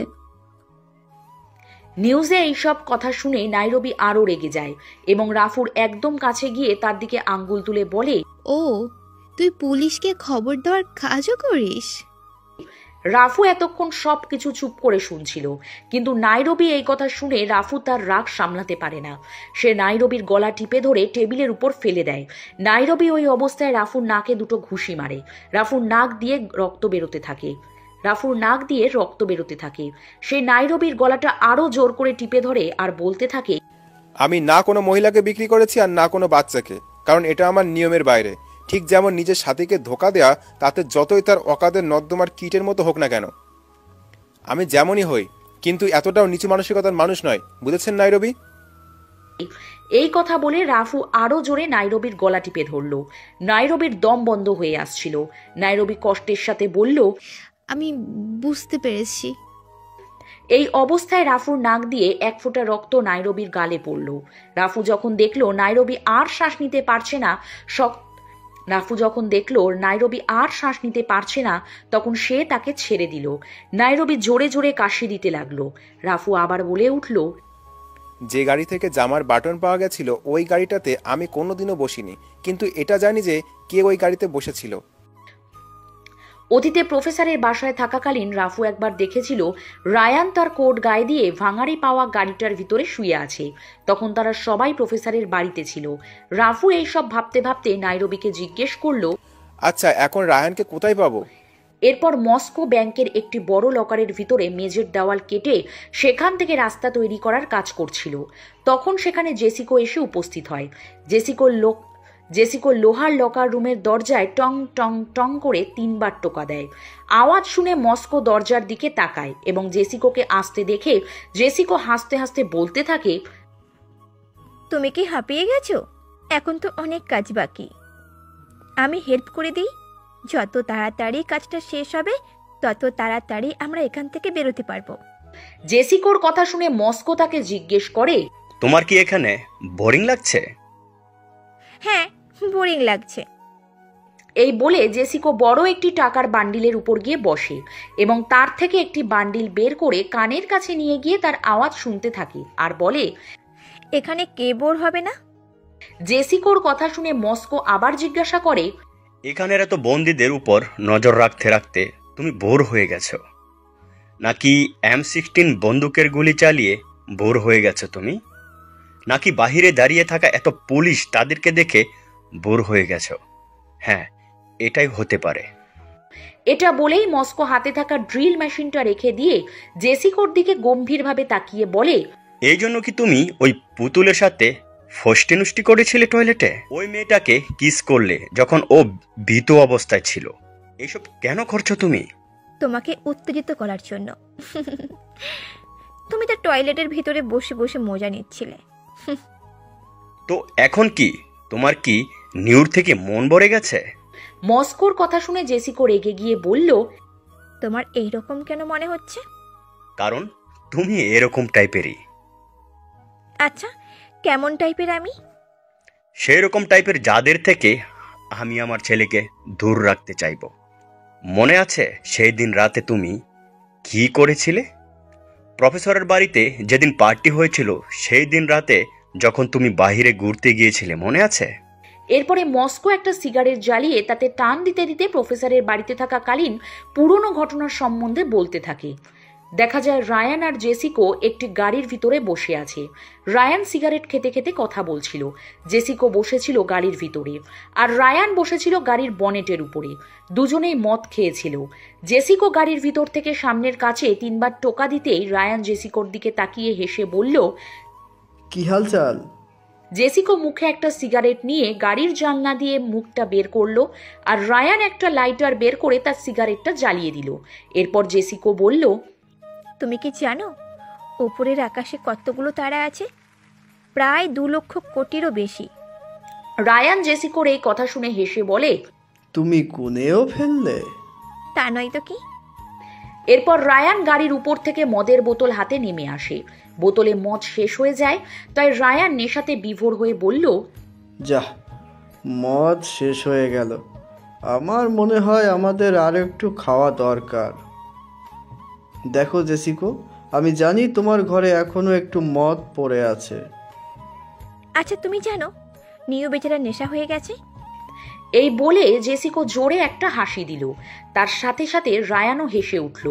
এরপর তারা জেসিকোর রুমে চলে যায়। সেখানে জোরে গান চালিয়ে দুজনে নাচতে থাকে। কিছু পরে দুজনেই বিছানায় শুয়ে পড়ে। জেসিকো হাতে একটা সিগারেট নিয়ে টান দিচ্ছিল। তখন রায়ান বলে, একটা টান দে। জেসিকো তখন নিজের হাতে সিগারেটটা রায়ানের মুখে ধরে। রায়ান এক টান দিয়ে ধোঁয়া ছেড়ে জেসিকোকে বলে, শোনো, তুমি ওই তারাদের কথা বললে কেন তখন?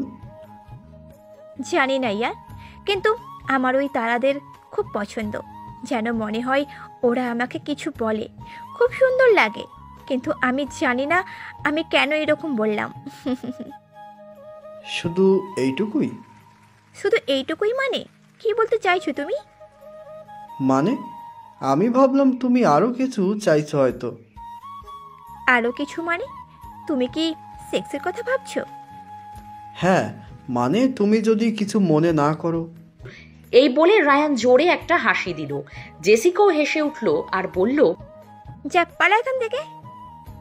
রায়ান আর জেসিকো কথা বলার সময় রুমের বাইরে থেকে রায়ানের বাবা মস্কো সব শুনছিল। তখনই রুমের ভিতরে প্রবেশ করলো। বাবাকে দেখে রায়ান বলে উঠল, ওহ ফাক, বাবা তুমি এখানে কি করছো? আরে কিছু না রে, তোকে ওই দিকে দেখতে পাইনি তো, তাই ওখানে খুঁজতে এলাম। কিন্তু তোরা দুজনে এত রাতে এটা কি করছিস? জেসিকো শুট বলে মস্কোকে চুপ করিয়ে বলল, আমরা বাইরে পার্টি করতে গিয়েছিলাম। মানে তোমরা ওখান থেকে চুপিসারে বেরিয়ে গিয়েছিলে? রায়ান মাঝখানে থেকে বলে ওঠে, আরে না না বাবা, আমরা এখানেই ছিলাম, কোথাও যায়নি। ও মজা করছে, তুমি গিয়ে শুয়ে পড়ো। আরে এখন তো ঘুম ভেঙে গেছে, তাহলে আমিও নিজের জন্য একটা গ্যাপ বানিয়ে নেই। এই বলে মস্কো নিজের জন্য একটা পেগ বানাতে শুরু করে দেয়। জেসিকো জোরে জোরে হাসতে থাকে আর রায়ান বলে, আরে বাবা বাবা, শুয়ে ঘুমানোর চেষ্টা করো, দেখো ঘুম চলে আসবে। বাবা দেখো আমার দিকে, নিজের রুমে যাও। যাও না নিজের রুমে, বোঝার চেষ্টা করো।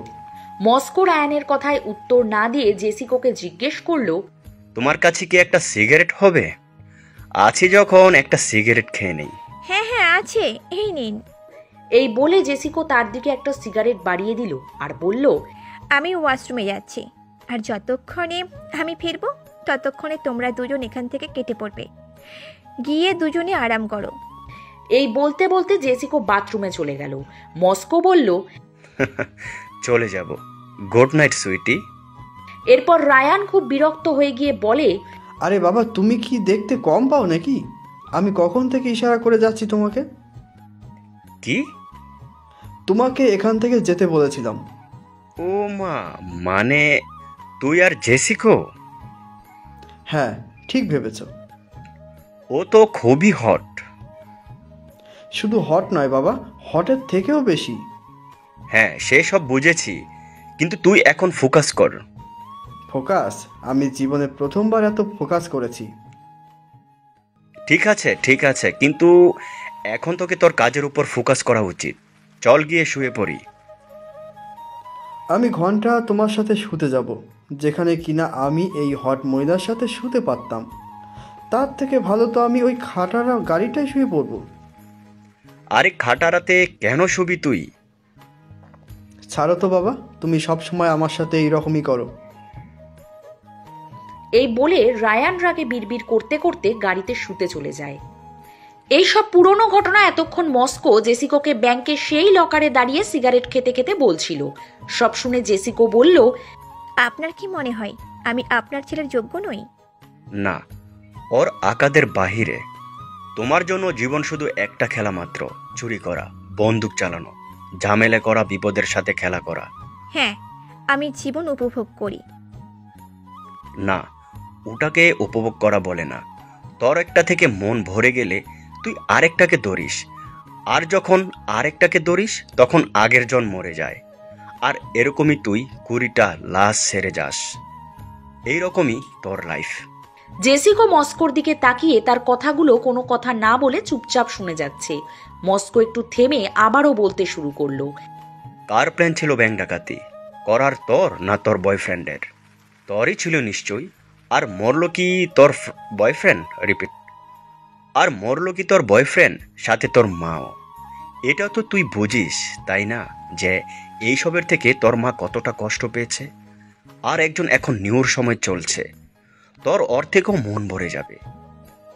এরপর কি? হ্যাঁ শালি, তুই তো বন্দুক দেখি ওই মেয়েটারও নিয়ে নিয়েছিস। শালি নটাঙ্কি, মতলবি, সাঙ্কি, এটাই তো তুই, তাই না? আর যদি আমরা সবাই কাজ করি তারপরেও আমাদের প্ল্যানটা নষ্ট হয়, তাহলে ব্যাপারটা বুঝতে পারি। কিন্তু যদি কোনো শানকির জন্য আমাদের কাজ খারাপ হয়, যে শুধুমাত্র বোর হয়ে গেছে বলে এসব করে, তার জন্য যদি আমাদের প্ল্যান নষ্ট হয়, তাহলে আমি সেটা সহ করব না। চল যা, তুই এবার কাজ শুরু কর।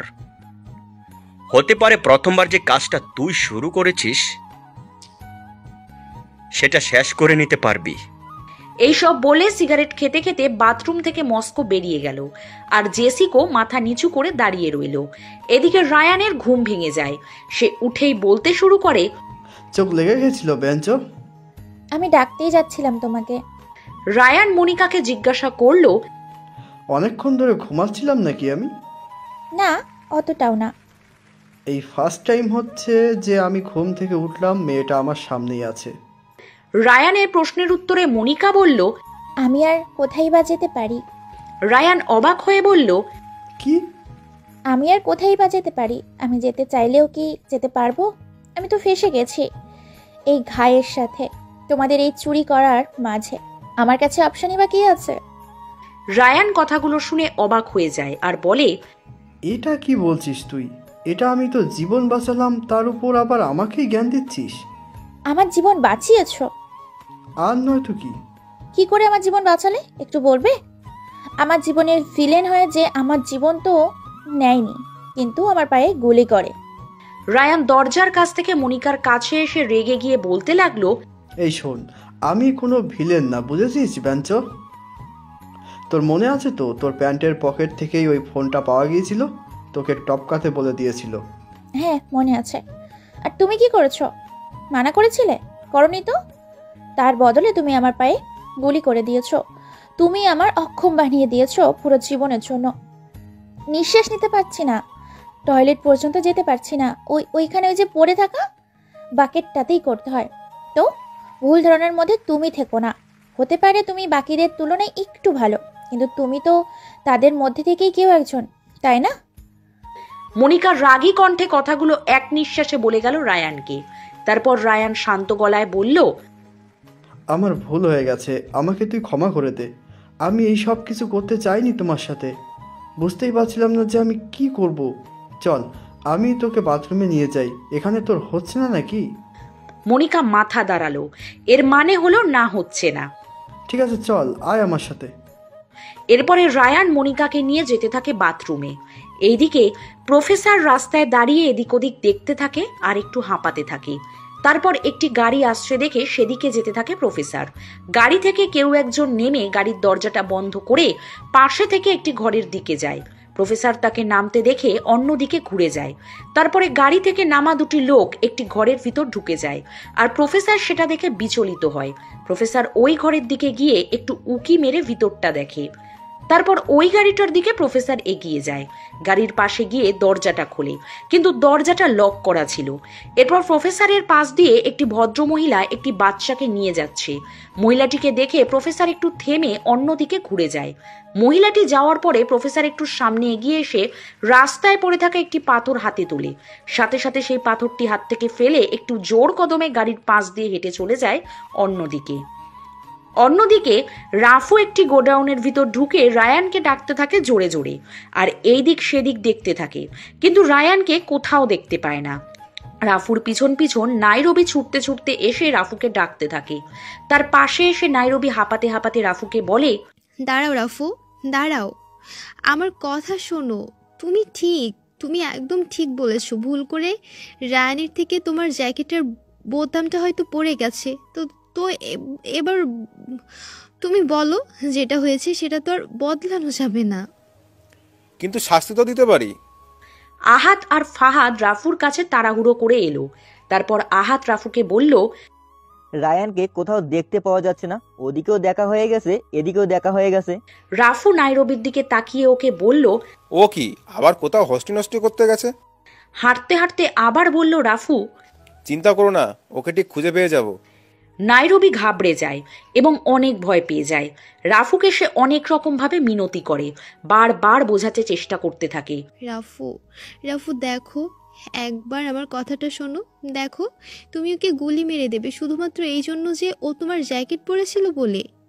একবার ঠান্ডা মাথায় একটা ভেবে দেখো, তোমার মতো মানুষকে কি এটা করতে শোভা দেয়?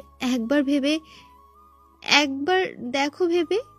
রাফু বলল, আর আমার সম্মানটার কি হবে নাইরবি? আমাকে আমার সম্মান বাঁচাতে হবে। আমার নামে বাইরে নিউজে যে নোংরা খবর ছড়িয়েছে ওটার কি? হ্যাঁ, আমার বন্ধু সব লোক আমার নিয়ে যেসব কথা শুনছে দেখছে, সেগুলোর কি হবে? রায়ান আমার সম্মানটা পুরো খেয়ে নিয়েছে, আর যে আমার সম্মান নিয়ে খেলবে তাকে আমি ছেড়ে দেব না। সেও মাটিতে মিশে যাবে। একটু বোঝো, আমি আমার সম্মানের কথা বলছি। এই উসুল সবার নিজের নিজের কাছে, কিন্তু নিয়মের বিরুদ্ধে যাওয়া যাবে না। নাইরবি মিনতি করে বলতে লাগলো, আমি হাত জোর করছি রাফু, দয়া করে এরকম করো না, প্ল্যান ধ্বংস হয়ে যাবে রাফু।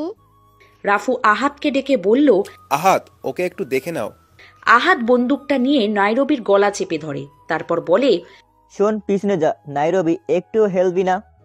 নাইরবি অবাক হয়ে বলে, আহাত, তুই আমাকে গুলি মারবি? চুপচাপ এখানে দাঁড়িয়ে থাক, একদম নড়বি না। আহাত? ওখান থেকে আহাত চলে যেতে যেতে বলল, এখানেই দাঁড়িয়ে থাক। ওটা একটা মজা ছিল রাফু, শুধু একটা মজা, তোমার দিকে জ্যাকেট নেওয়া। নাইরবি চেঁচিয়ে চেঁচিয়ে বলতে লাগলো কথাগুলো, মাথায় হাত দিয়ে ওখানে বসে পড়ল। ফ্ল্যাশব্যাক। শোন না, আমার মনে হয় লিপস্টিক একটু বেশি হয়ে গেছে, কলগার্ডদের মতো দেখতে লাগছে। তুই কি বলিস? আজকে রাতটা আমার সাথে কাটাবি কি? জেসিকো চোখে একটা কালো চশমা পরতে পরতে এসে বলল, দেখো, যদি সিম্পল থাকতে হয় আমার সাথে শেখো। নাইরবি জেসিকোর দিকে দেখে বলল, তুই এটাকে সিম্পল বলিস? হ্যাঁ, তো আমরা কোথায় যাচ্ছি? পার্টি করতে যাব। তাহলে তো লুকসটা ঠিকই আছে। একদম ঝাক্কাস। এই বলে নাইরবি আর জেসিকো জোরে জোরে হাসতে লাগলো। ঠিক তখনই নিও দরজা খুলে রুমে ঢুকে চিৎকার করে বলল, ইস পার্টি টাইম। তখন জেসিকো নিওকে চুপ করিয়ে জিজ্ঞেস করলো, প্রফেসরের গাড়ির চাবি নিয়ে এসেছো? নিও পকেট থেকে চাবি বের করে দেখিয়ে বলল, এই তো পেয়ে গেছে। সবাইকে খুব উত্তেজিত লাগছিল। পার্টিতে যাবে বলে সবাই রেডি হয়ে গেছিল। জেসিকো একটা সিগারেট টানতে টানতে এসে নিওর মুখে ধরলো। নিও একটা টান দিয়েই কাশি দিতে থাকলো আর বলল, ও কি এটা? তারপর নিও আয়নার সামনে দাঁড়িয়ে একটা চশমা পরে নিজেকে দেখতে থাকলো। তখন জেসিকো আর নাইরবির রায়ান কোথায় জিজ্ঞেস করে। তখনই রায়ান রুমে হিরোর মতো এন্ট্রি নেয়, একটা ব্ল্যাক কালারের জ্যাকেট পরে আর হাতে একটা মদের বোতল নিয়ে। রুমে ঢুকেই সে নাচতে থাকে। তাকে দেখে নাইরবি বলে, আর এটা তো রাফুর জ্যাকেট। এই কথা শুনে জেসিকো বিরক্ত হয়ে বলে, এই আমাদের মারবে রে, তাড়াতাড়ি বেরো এখান থেকে, বেরো বেরো বেরো বেরো এক্ষুনি। এই বলে সবাই বেরোতে যাবে, তখনই রায়ান সবাইকে থামিয়ে দিয়ে বলে, দাঁড়াও দাঁড়াও, আওয়াজ করবে না, আমার মনে হয় কিছু আসছে। সবাই চমকে যায়। জেসিকো জিজ্ঞেস করে, কি করছিস এটা? রায়ান তখন রাফুর নকল করে বলতে থাকে, আমি কি আপনাদের আমার 5টা বউয়ের সম্পর্কে কিছু বলেছি? এটা বলেই রায়ান জোরে হেসে উঠল। তারপর নাইরবির দিকে দেখে রাফুর মতো আওয়াজ করে বলল, তারা শুধু চায় আমি তাদেরকে প্রেগনেন্ট করি, কিন্তু আমার থেকে যে বাচ্চাটা হবে সে তোমার জীবনটা বদলে দেবে। রায়ানের এই রাফুর নকল করা দেখে সবাই হেসে উঠল। নাইরবি বলল, চুপ কর, মজা বন্ধ কর, চল এখান থেকে। এই বলে নাইরবি চলে যেতে থাকে, সাথে রায়ানও বেরিয়ে যায় রুম থেকে। জেসিকো বেরোতে যাবে এমন সময় নিও তার হাত ধরে টেনে তাকে হঠাৎ কিস করতে শুরু করে আর বলে, অনেক সেক্সি লাগছে তোমাকে। শুধু তোমার জন্য রেডি হয়ে এইভাবে? আমি অনেক খুশি হয়েছি। অন্যদিকে নিও নতুন তৈরি করা নোটের বান্ডিলগুলো একটি করে প্যাকেটে ভরে সিল করতে থাকে। সেই সময় সেখানে জেসিকো আসে। সে নিওর পিঠে হাত বুলিয়ে পাশে এসে বসে। নিও তাকে দেখে জিজ্ঞেস করে, কি হয়েছে? তুমি কি কাঁদছিলে? তুমি ঠিক আছো তো? আমি কেমন মানুষ? তুমি অসাধারণ মানুষ। আমার তো মনে হয় আমি একটা পাগল মহিলা, যে কোনো মানুষের বিপদ ঘটাতে পারে। এমন মনে হচ্ছে যে আমি নিজেরই মুভি দেখছি আর নিজেকেই চিনতে পারছি না। কারণ আমি ভেবেছিলাম আমি তো সবার থেকে আলাদা, কিন্তু সত্যি এটা যে আমি পুরোপুরিভাবেই পাগল। তাড়াতাড়ি বোর হয়ে যাই, কাউকে খুশি রাখতে পারি না। আমি তো নিজেই খুশি নই। এই বলে জেসিকো টেবিলে বইটি রাখলো আর নিও বলল, দেখো, যদি তুমি আমার থেকে দূরে যেতে চাও বা আমার সাথে ব্রেকআপ করতে চাও তো এইসব কথা মাথাতেও আনবে না। নিউ ইয়ারে আমি কোনো কাজের না, একদম বেকার। বারুদ আমি, এবং তাতে লাগানো আগুনটাও আমি। আর আমার দুটোই পছন্দ। যদি তুমি বিষ হও আমি পান করে নেব, তাও আবার এক ঢোকে, কারণ আমি তোমাকে ভালোবাসি। নিও শান্ত হয়ে জেসিকোকে বোঝাতে থাকে, যখন তুমি আমার পাশে পাশে থাকো তখন আমার খুব ভালো লাগে, কারণ তখন তুমি আমার সাথে থাকো। আর যখন আমরা একসাথে শুই তখন নিজেকে সুখী মনে করি। নিওর কথা শুনে জেসিকো মুখে হাত দিয়ে কাঁদতে থাকে। সে চোখের জল মুছে আবার নিওর দিকে তাকায়। নিও গম্ভীর গলায় বলে, আমি জানি তুমি আমাকে একদিন ছেড়ে চলে যাবে। ওই দিনটা যখন আসবে তখন আসবে, কিন্তু তার জন্য এই মুহূর্তটাকে বরবাদ করার কি কোনো দরকার আছে? নিওর কথা শুনে জেসিকো নিওকে কিস করে আর মাথা নেড়ে উত্তর দেয়, না, কোনো দরকার নেই। এই বলে জেসিকো টেবিল থেকে বইটি নিয়ে সেখান থেকে চলে যায়। রাফেল কম্পিউটারের সামনে এসে বসে রেকর্ড করতে আদেশ দিল। তারপরে রাফেল প্রফেসরকে কল করলো। রিং হয়েই যাচ্ছিল, কিন্তু কেউ ফোন রিসিভ করেনি। রাফেল একটু অবাক হচ্ছিল। প্রফেসর সেই গাড়ির লকটা ভেঙে ভিতরে বসে হাঁপাতে লাগলো আর আশেপাশে দেখতে লাগলো যে কেউ আসছে কিনা। এদিকে অফিসারদের প্রফেসরের স্কেচটা বানানো প্রায় সম্পূর্ণ হয়েই গিয়েছিল। তখন একটি অফিসার আবার গার্ডটাকে জিজ্ঞেস করলো স্কেচটার সাথে প্রফেসরের মিল আছে কিনা। গার্ডটা তখন উত্তরে বলল, হ্যাঁ, ঠিক এই রকমই দেখতে ছিল। প্রফেসর গাড়িতে বসে ফোনটা হাতে নেয় আর সেই সময় গাড়ির লুকিং গ্লাসে সে দেখতে পায় দুটো পুলিশ গাড়িতে উঠবে বলে গাড়ির দিকে আসছে। তখন প্রফেসর পুলিশদের ফোন করে। তারা ফোন তুললে তাদের বলে পাশের একটি জায়গাতে চুরি হয়েছে, চোর আশেপাশেই আছে, তাদের খোঁজো। এটা শোনার পরে পুলিশগুলোর সম্মতি জানিয়ে বলে, ঠিক আছে, আমরা যাচ্ছি বলে তারা চলে যায় ওখান থেকে চোরকে খুঁজতে। এরপর প্রফেসর জোরে জোরে নিঃশ্বাস নেয়। এদিকে পুলিশদের স্কেচটা পুরো কমপ্লিট হয়ে যায়। সেটা দেখে গার্ডটা বলে, হ্যাঁ, সেম এইরকম দেখতে। গার্ডের এই কথাটা শুনে স্কেচ বানাচ্ছিল যে পুলিশটা তিনি উঠে আসে ওখান থেকে। গার্ডের এই কথা শুনে স্কেচ বানাচ্ছিল যে পুলিশটা তিনি উঠে আসে ওখান থেকে। রাফেল বারে বারে ফোন করেও ফোনটা প্রফেসর তুলছিল না বলে রাফেল বিরক্তি নিয়ে বলল, কি করছে এই লোকটা, ফোনটা কেন তুলছে না? তারপর রাফেল ফোন করে না। প্রফেসর একটা দীর্ঘ নিঃশ্বাস নিয়ে চ্যানেল নিউজের মাধ্যমে অন্য ভাষায় কিছু বলতে থাকে। সেটা শুনে রাফেল বসা থেকে উঠে দাঁড়ায় আর অন্য অফিসারদের কাছে গিয়ে অবাক হয়ে বলে, কি হলো? কে কথা বলছে নিউজ চ্যানেলের মাধ্যমে? সেই গার্ডটা প্রফেসরের এইসব কথা শুনে ভয় পেয়ে অফিসারদের বানানো স্কেচটা মুছে দিতে থাকে। রাফেল সেটা দেখে তার কাছে ছুটে আসে আর তাকে আটকাতে চেষ্টা করে, কিন্তু তাতে কোনো কাজ হয় না, কারণ স্কেচটা অর্ধেকের বেশি মোছা হয়ে গেছে। স্কেচটা দেখে আর কিছু বোঝা সম্ভব না। রাফেল উত্তেজিত হয়ে ভারী গলায় গার্ডটাকে জিজ্ঞাসা করতে থাকে, এটা কেন করলে তুমি? কি বলেছিল তোমাকে? বলো, আমি জানতে চাইছি, বলো, ওই লোকটা তোমাকে কি বলেছিল? গার্ডটা ভয় পেয়ে বলল, আমি কিছু বুঝতে পারিনি। জনি গার্ডটার জামার কলার ধরে তাকে জোর করে কি বলল সেই লোকটা সেটা বলার জন্য, কিন্তু গার্ডটা কিছু না বলে চুপ করে থাকে। তারপরে রাফেল উত্তেজিত হয়ে হেডকোয়ার্টারে ফোন করে জানতে চায়, এই ফোনটা কোথা থেকে এসেছে, এক্ষুনি বলো আমাকে। তারা জানায় যে সেই গাড়িটার কাছ থেকেই ফোন কলটা এসেছে। তারপরে রাফেল সেই পুলিশগুলোকে কল করে জিজ্ঞাসা করে তারা কোথায় আছে। তারা উত্তরে বলে তারা সেখানেই আছে, কিন্তু তাদের চুরির ভুল ইনফরমেশন দিয়েছে কেউ একজন। রাফেল উত্তেজিত কণ্ঠেও তাদের বলে, ছাড়ো, গিয়ে দেখো কেউ তোমাদের গাড়ির ওয়্যারলেস ব্যবহার করছে, এক্ষুনি গাড়িটার কাছে যাও। পুলিশগুলো দৌড়ে গাড়ির কাছে পৌঁছয়। তারা গিয়ে দেখে সেখানে কেউ নেই। রাফেল জিজ্ঞাসা করে ওদের, কি হলো? পুলিশটা বলল গাড়ির দরজা খোলা আছে, কিন্তু কেউ নেই গাড়ির ভিতর। রাফেল বলল, ভালো করে দেখো, ওই লোকটা আশেপাশেই আছে। আমি বলছি কেমন দেখতে ওকে, ওর গোপদারি আছে, আর 40-এর কাছাকাছি বয়স। পুলিশটা বলল, আমরা খুঁজছি কিন্তু ওই রকম কাউকেই পাচ্ছি না। তারপর রাফেল কলটা কেটে দিল। রাফু রায়ানকে ডাকতে ডাকতে কেবিনের ভিতর ঢুকছে, আর রাফুর পিছন পিছন আহাত আর ফাহাদ দুজনে দুটো বন্দুক হাতে নিয়ে আসছে। রাফু বলছে, রায়হান, রায়হান, কোথায় হারিয়ে যাচ্ছ তুমি বন্ধু? রায়ান রাফুর দিকে তাকিয়ে উত্তর দিল, আমি তো এখানেই আছি। রাফু একটু সময় নিয়ে তাকালো রায়ানের দিকে। তারপর রাফু মুখে একটু রহস্যময় হাসি নিয়ে বলল, কথাটা হচ্ছে যে নিউজের প্রতিটা চ্যানেলে আমার চেহারাই দেখা যাচ্ছে।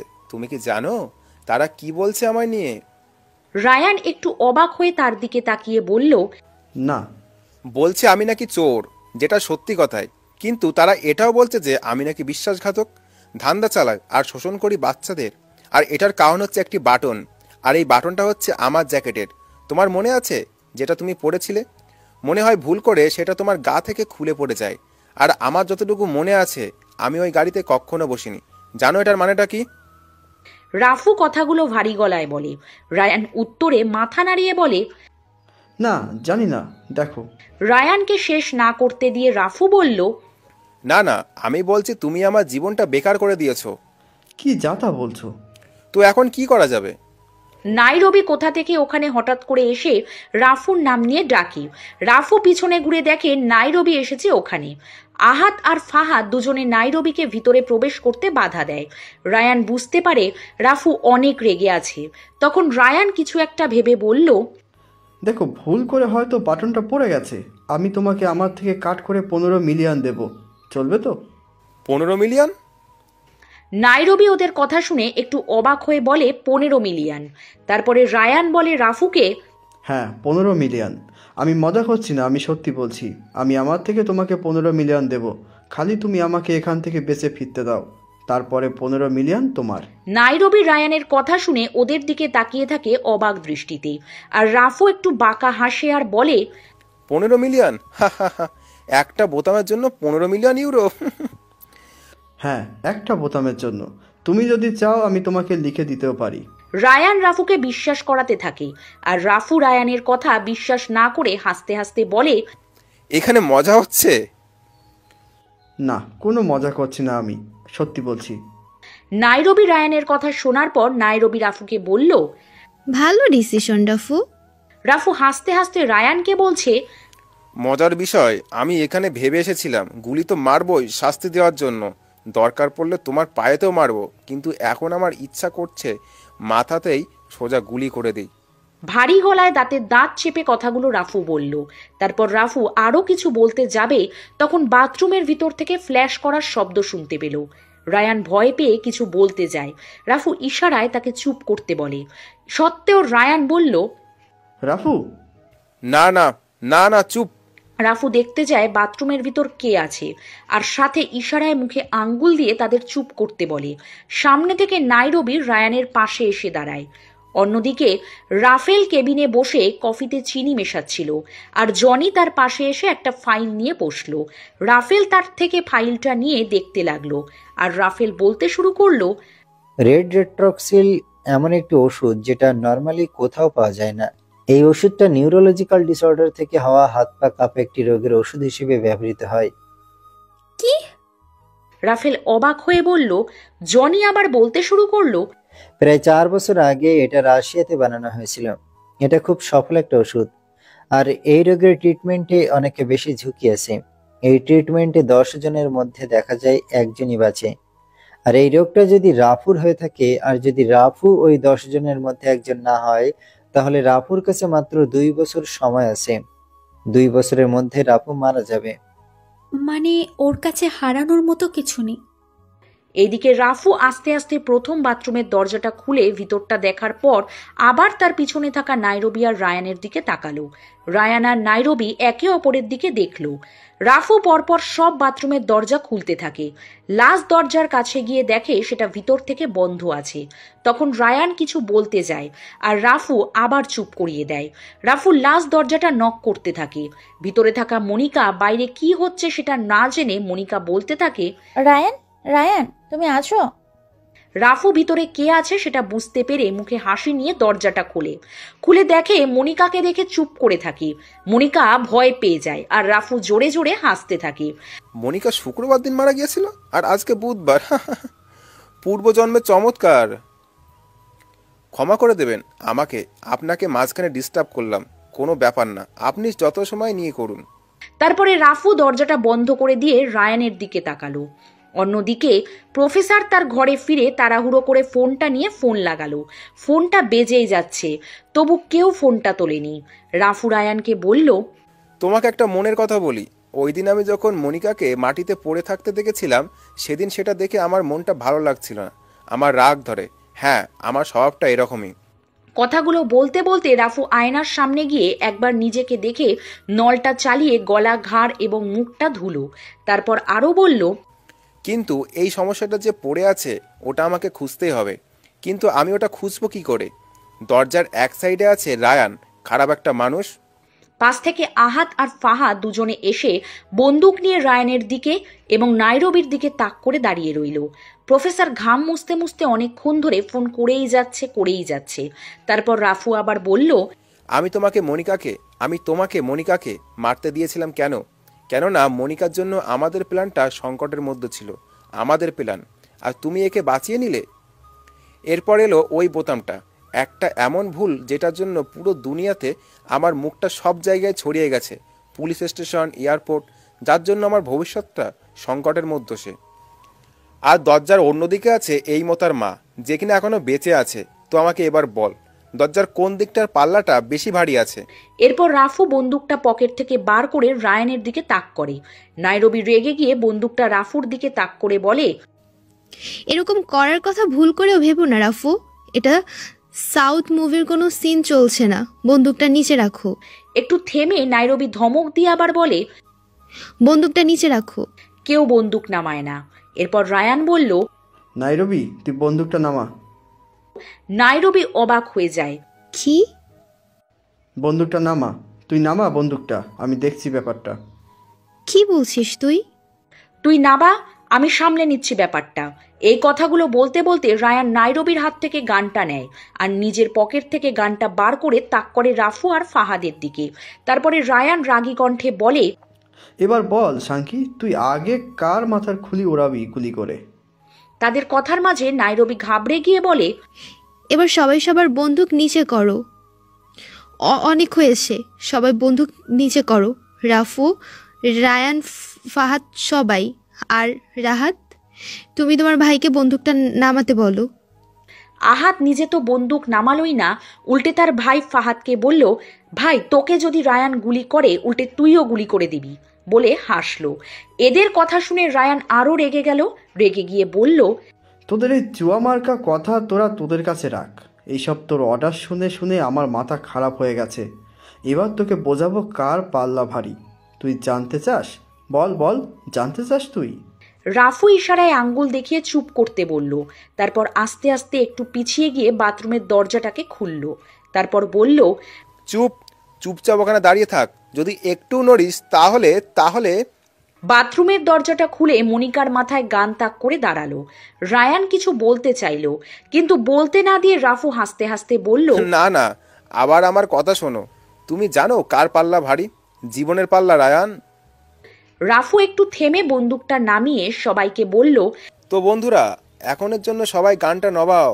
রায়ান, তুমি বন্দুক নামিয়ে দাও, কারণ কখনো কখনো তো আমাদের জীবনে এমন হয়, তো সেটাকে আমাদের সেলিব্রেট করা তো উচিত।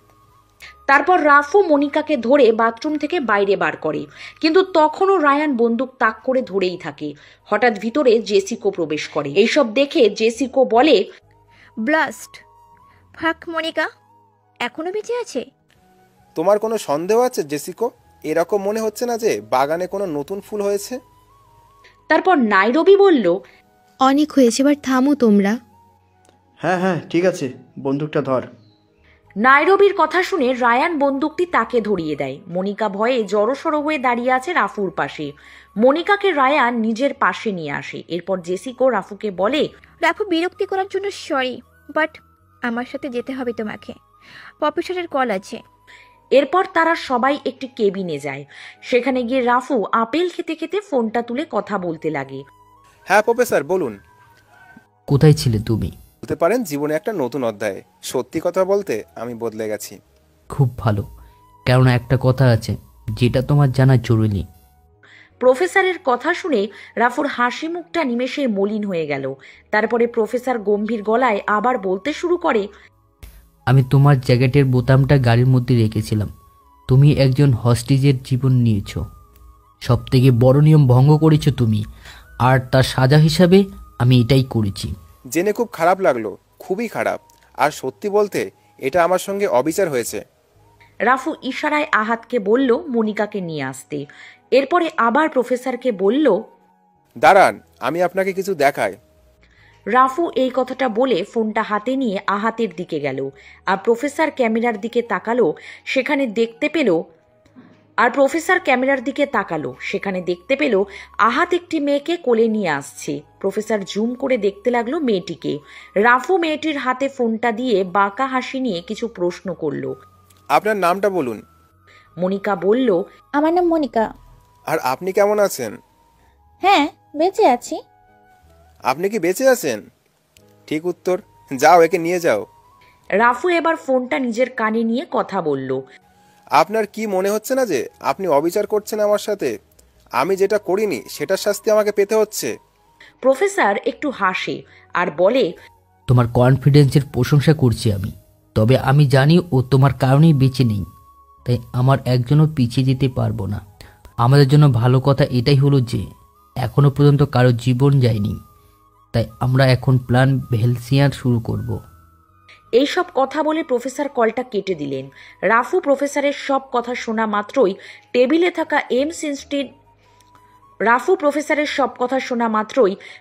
থাকা M16 বন্দুক নিয়ে তাতে ম্যাগাজিন লোড করে সবার উদ্দেশ্যে বলল, চলুন, প্ল্যান ভ্যানসেলিয়ার শুরু করা হচ্ছে এক্ষুনি।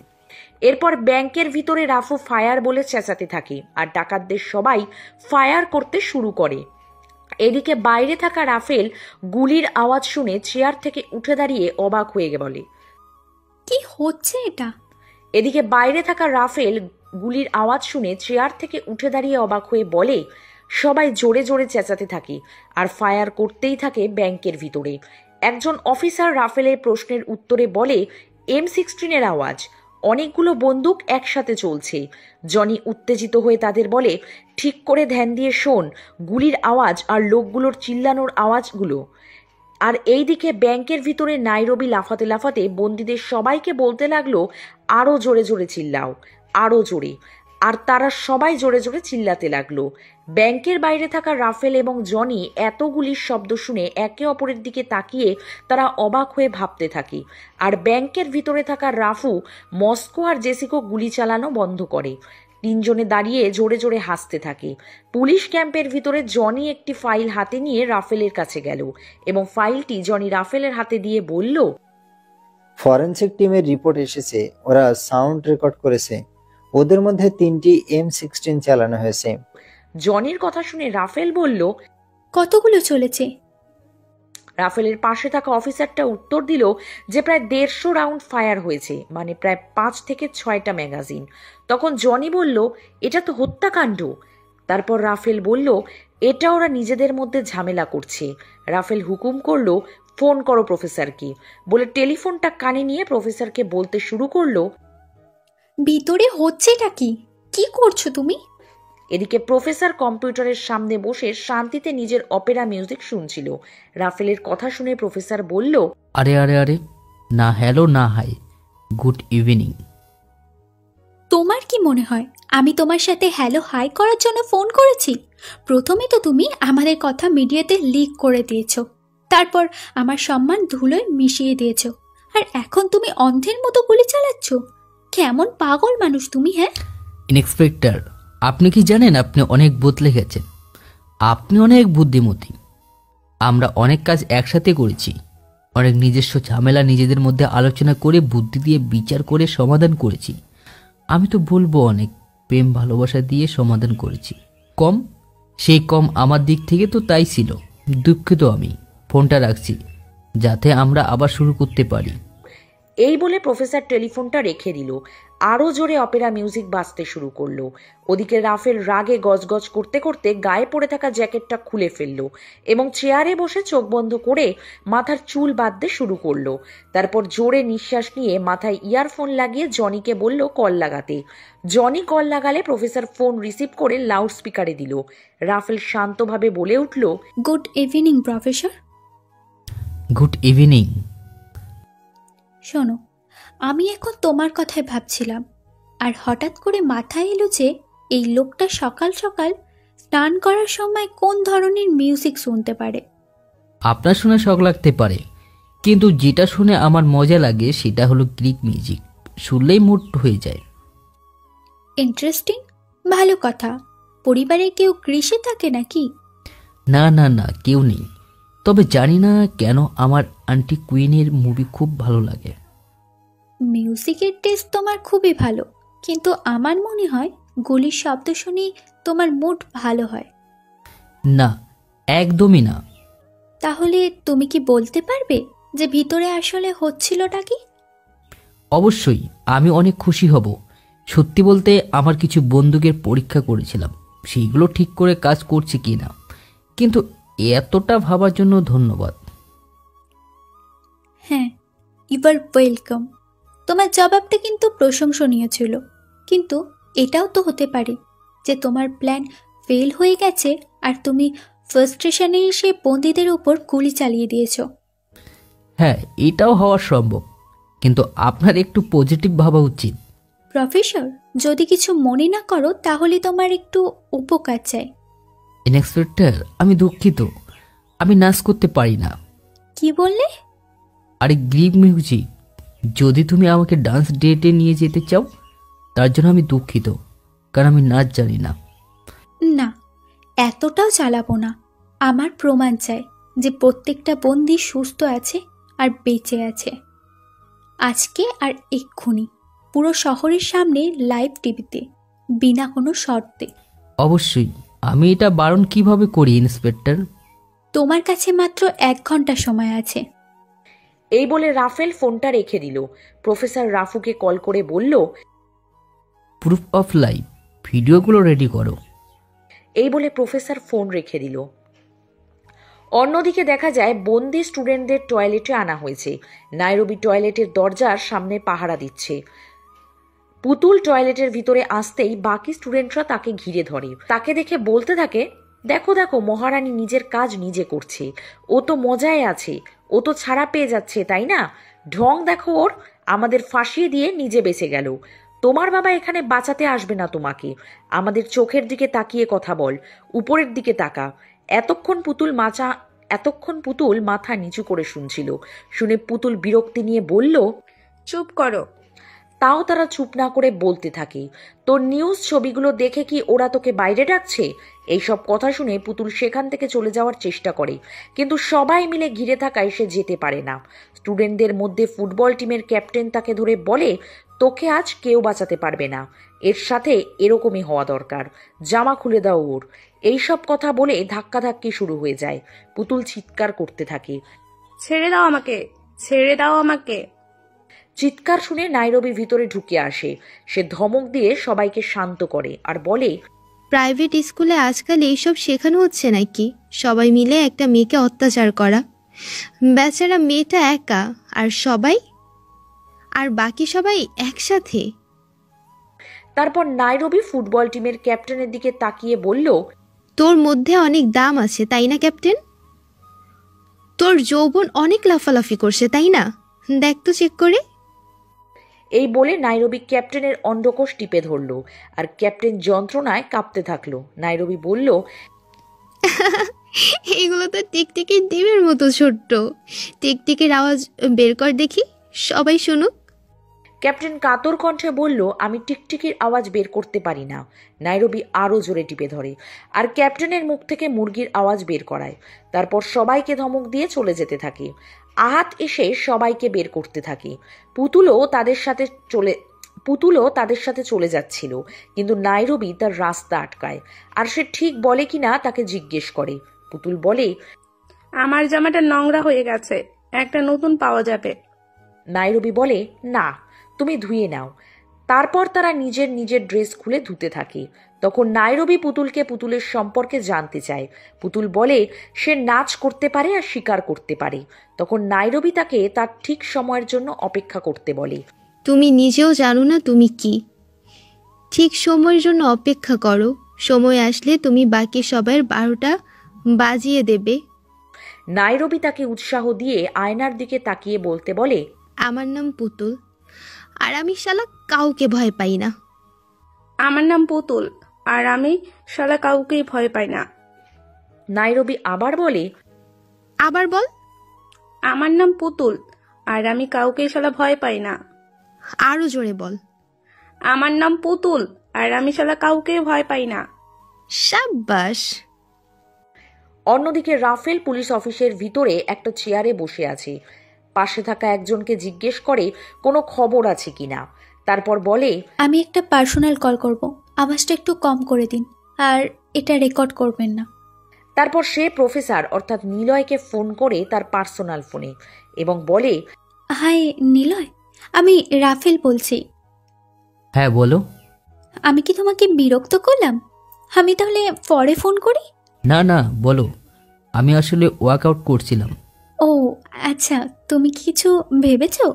আজকে রাত্রে আমরা ডিনারের জন্য কোথায় যাব?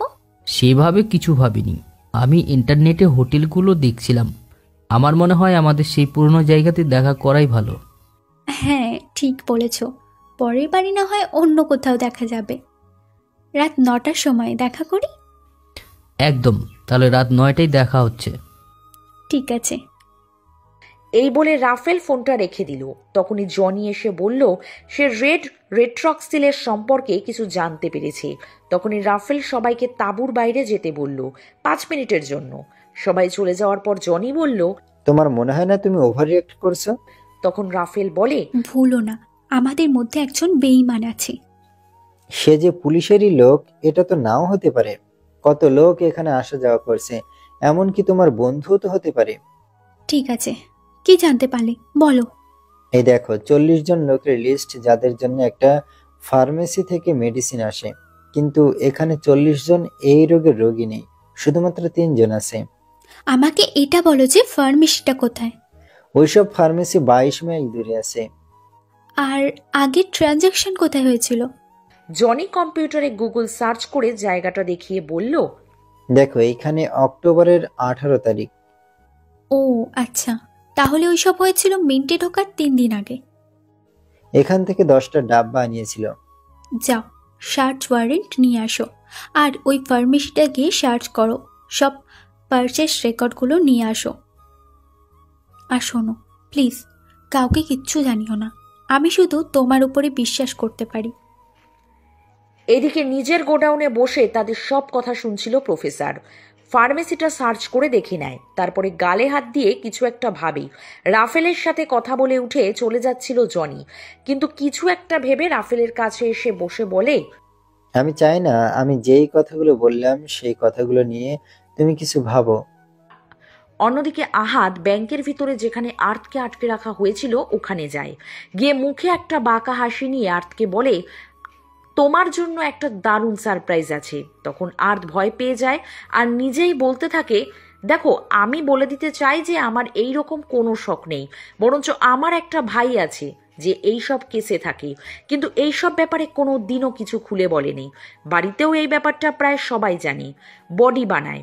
আর ছাড়ো, এই দরজাটা যদি না খোলা হয় তাহলে ভালো হবে। তারপর আহাদ সেই দরজার দিকে হাত দেখিয়ে বলে, এই দরজাটা কে? কিন্তু কেন কিছু বুঝতে পারলাম না। তারপরেই ওই দরজাটা খুলে মনিকা আর রায়ান ভিতরে প্রবেশ করে। সেটা দেখে আর্থ চমকে যায় আর মনিকাকে দেখতে থাকে। মনিকা আর্থের দিকে এগিয়ে এসে ওর সামনে দাঁড়ায়। আহাদ এরপর মনিকাকে দেখিয়ে বলে, এটাই ছিল তোর সারপ্রাইজ। রায়ান আহাদকে চুপ করিয়ে বলে, ওদেরকে কথা বলতে দে। আহাদ তুই বেরিয়ে আয়। আহাদ এবং রায়ান বেরিয়ে যায়। আর্থ কিছু না বলে করুণ দৃষ্টিতে তাকিয়ে থাকে মনিকার দিকে, আর মনিকা একটু হাসে। আর্থ মনিকাকে জড়িয়ে ধরে বলে, আমি ভাবলাম তোমাকে হয়তো ওরা মেরেই ফেলেছে। তারপর আর্থ মনিকার কপালে চুমু দেয়, তারপর তাকে জড়িয়ে ধরে কাঁদতে থাকে। তারপর আবার বলে, আমার পুরো বিশ্বাস ছিল তুমি বেঁচে আছো। আমি বাঁচি বা মরি, আমি শুধু তোমার সাথেই থাকতে চাই। একটু থেমে আবার বলে, তোমার শরীরের সুবাসটা অনেক সুন্দর। এইসব বলার সাথে সাথে তারা চুম্বন করতে থাকে। আর্থ উত্তেজিত হয়ে বলতে থাকে, মনিকা, তুমি শুধুই আমার। বিশ্বাস করো, এইরকম আমার কখনোই হয়নি। আমি তোমাকে যে করে হোক এখান থেকে বের করে ফেলবো, আমার জানা। এদিকে তাঁবুর ভিতরে অফিসারদের কাছে প্রুফ ভিডিওগুলো আসতে থাকে। রাফেল কম্পিউটারের দিকে তাকিয়ে অফিসারকে বলে একটি মেয়ের ভিডিও চালাতে। ভিডিওতে থাকা মেয়েটি বলে, আমি ভালো আছি, আমাদের সব রকম সুবিধা দেওয়া হচ্ছে। একটি অফিসার সব ভিডিওগুলি দেখে বলে, এই সব ভিডিও এডিট করে পাঠিয়েছে, আর সব ভিডিওর কোয়ালিটি ইচ্ছা করে কমিয়ে দেওয়া হয়েছে। রাফেল বলে, কি বলতে চাইছো তুমি? 40 মিনিটের মধ্যে সব ভিডিও কোয়ালিটি কমিয়ে পাঠিয়ে দিয়েছে? এত সময় পেয়ে গেছে ওরা যে ভিডিও এডিট করে পাঠিয়েছে? পাশ থেকে একজন অফিসার বলে, হতে পারে ভিডিওগুলো অনেক আগের। ভিডিওগুলি কোয়ালিটি এত খারাপ যে ভিডিওগুলি থেকে কিছু বোঝাই যাচ্ছে না। লুইদ বলে, মিন্টের ভিতর থেকে আসা গুলি করার ঘটনাটা সব নিউজ চ্যানেল ছড়িয়ে গেছে। সবাই চায় আমরা প্রেস কনফারেন্স করি, আর প্রেসিডেন্ট চায় আমরা ভিতরে যাই। লুইতের কথা শুনে রাফেল বলে, আমার একটু সময় চাই। আর উত্তরে লুইত বলে, আমার চাই শান্তি। ওরা চাইছে যে আমরা যেন ভিতরে যাই এক্ষুনি। রাফেল বলে, আমাকে 2 ঘন্টা দাও। যদি এর মধ্যে আমরা কোনো প্রুফ না পাই তাহলে আমরা ভিতরে যাব। এরপর রাফেল প্রফেসরকে ফোন করে বলে, ভিডিওটাকে এইভাবে পাঠিয়েছেন কেন? তখন প্রফেসর বলে, আমি কেন খারাপ পাঠাবো ভিডিওটাকে খারাপ করে? কিছুক্ষণ তারা কথা বলতে থাকে। রাফেল প্রফেসরকে 2টো প্রস্তাব দেয়। রাফেল ভিতরে যেতে চায়, আর না হলে সবাইকে ভিতরে পাঠাবে। প্রফেসর কোনটা করতে চায় তাকে সেটা জিজ্ঞেস করে। প্রফেসর প্রথম প্রস্তাবটা চুজ করে। রাফেল ভিতরে যায়, গিয়ে দেখে কয়েকজন দাঁড়িয়ে আছে বন্দুক নিয়ে। তার মধ্যে রাফু, জেসিকো আর নিও ছাড়া বাকি সবাই মাস্ক পরা। রাফু রাফেলকে চেক করতে অর্ডার দেয় জেসিকোকে। জেসিকো কিছু পায় না চেক করে। তারপর রাফু নিওকে বলে চেক করতে। মেশিনের সাহায্যে চেক করার ফলে রায়ান রাফেলের লুকিয়ে রাখা মাইক্রোফোনের লেটেস্ট টেকনোলজিটা পেয়ে যায়। তারপরে রাফু নিওকে মাইক্রোফোনটা ভেঙে দিতে বলে। এরপর রাফেলকে ভিতরে নিয়ে যায় এবং একটি চেয়ারে বসতে দেয়। নিওর হাতে রাফু যে মাইক্রোফোনটা ভেঙে দেওয়ার জন্য দিয়েছিল সেটাতেই লেখা ছিল ন্যানো, যে নামে নিওর মা নিওকে ছোটবেলায় ডাকত। তাই সে মাইক্রোফোনটা না ফেলে নিজের কাছেই রেখে দিল। জনি রেস্টুরেন্টে বসে কার সাথে যেন কথা বলছিল। তখন প্রফেসর তার সামনে এসে বসে। কথা বলা শেষ করে জনি প্রফেসরকে বলে, আজ রাফেল আসবে না। ও, কি কাজ করো তুমি? আমি একটা কোম্পানিতে কাজ করতাম, কিন্তু সেটা চলে যায়। এখন আমি একটা ছোটোখাটো ব্যবসা করি, বিয়ার বানানোর। ও আচ্ছা, আমার মাও এরকম একটা ব্যবসা করতো। আমি কি তোমার কারখানাটা দেখতে পারি? হ্যাঁ অবশ্যই, পাশে আমার কারখানা। আপনার জন্য কি আমি একটা বোতল নিয়ে আসবো? হ্যাঁ। ব্যাংকের বড় হল ঘরের চেয়ারে 2টো চেয়ার রাখা।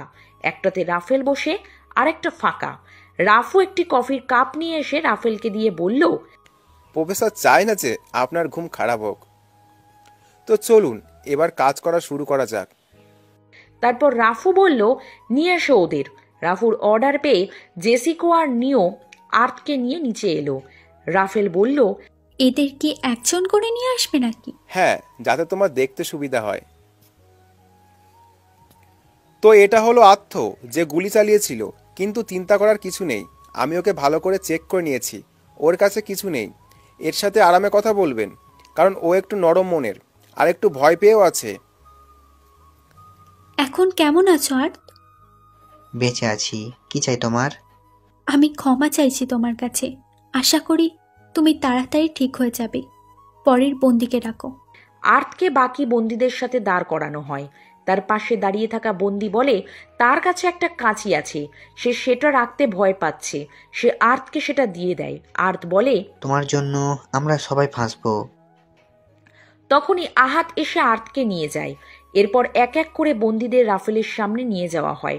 রাফেল সবার সাথে কথা বলতে থাকে। একসময় মনিকাকে নিয়ে আসা হয়। তার পায়ে গুলি লাগার কারণে সে ঠিকভাবে চলতে পারছিল না। নিও তাকে ভালোভাবে বুঝিয়ে দেয় যেন ইন্সপেক্টর তার এই গুলি লাগার ব্যাপারে কিচ্ছু জানতে না পারে। মনিকা সেই মতোই ভালোভাবে ইন্সপেক্টরের সাথে কথা বলে, কিন্তু সোজা হয়ে দাঁড়ানোর জন্য তার পায়ের একটা সেলাই খুলে যায় এবং সেখান থেকে রক্ত বেরোতে থাকে। ইন্সপেক্টর কিছু বোঝার আগেই তাকে সেখান থেকে নিয়ে চলে আসা হয় আর্ত এবং বাকি বন্দীদের কাছে। মনিকাকে দেখে আর্ত বলে, মনিকা, ঠিক আছো তুমি? ইন্সপেক্টর কি বলল? ইন্সপেক্টর জিজ্ঞেস করলো আমি ঠিক আছি কিনা। ওরা আমাকে গুলি করার ব্যাপারে বলতে বারণ করেছিল, তাই আমি কিছু বলিনি। আমাদের মধ্যে কারো যদি কিছু হয়ে যায় তাহলে পুলিশ বুঝে যাবে এখানে কিছু একটা গড়বড় আছে। আর তখনই ঘুরে পুতুল অর্থাৎ এলিসার কাছে যায় আর বলে, পুতুল, তুমি আমাদের এখান থেকে বাঁচিয়ে নিয়ে যেতে পারো। তুমি একটা সন্দুকের ভিতর লুকিয়ে পড়ো। যখন ওরা তোমাকে খুঁজে পাবে না তখন পুলিশ ভিতরে আসতে বাধ্য হবে আর আমাদের বাঁচিয়ে নিয়ে যাবে। না, আমি পারবো না। তোমাকে এটা করতেই হবে, আমাদের সবার জন্য করতেই হবে। আর্ত বারবার পুতুলকে জোর করছিল লুকিয়ে পড়ার জন্য। তখন মনিকা আর্তকে চুপ করিয়ে বলল, ওকে একা ছেড়ে দাও। বুঝতে পারছো না আমরা কিছু করতে পারবো না, আমার পায়ে গুলি লেগেছে। আর তুমি? সবকিছু ঠিক হয়ে যাবে মনিকা, আমার কাছে কাঁচি আছে, তুমি এটা তোমার কাছে রাখো। যদি কেউ কিছু বলতে আসে। পাগল হয়ে গেছে নাকি? আমার এটা চাই না। আর্ত জোর করে কাঁচিটা মনিকাকে দিতে চায়। তখনই রায়ান মেডিসিন নিয়ে সেখানে যায়। রায়ানকে দেখে আর্ত ভয় পেয়ে পিছিয়ে গিয়ে চুপ করে বসে থাকে। রায়ান মনিকার পায়ে ব্যান্ডেজ করে দেয়। অন্যদিকে রাফেলকে কিছু পুরনো দিনের কয়েন দেখিয়ে বলে, এই কয়েনগুলো স্পেনের এক নাবিকের পেট থেকে পাওয়া গেছিল। সে মারা গেছিল কারণ সে চুরি করেছিল, আর জাহাজের ক্যাপ্টেন তাকে ওই সোনার কয়েনগুলো গিলে খেতে বলেছিল যতক্ষণ না সে জলে ডুবে যায়।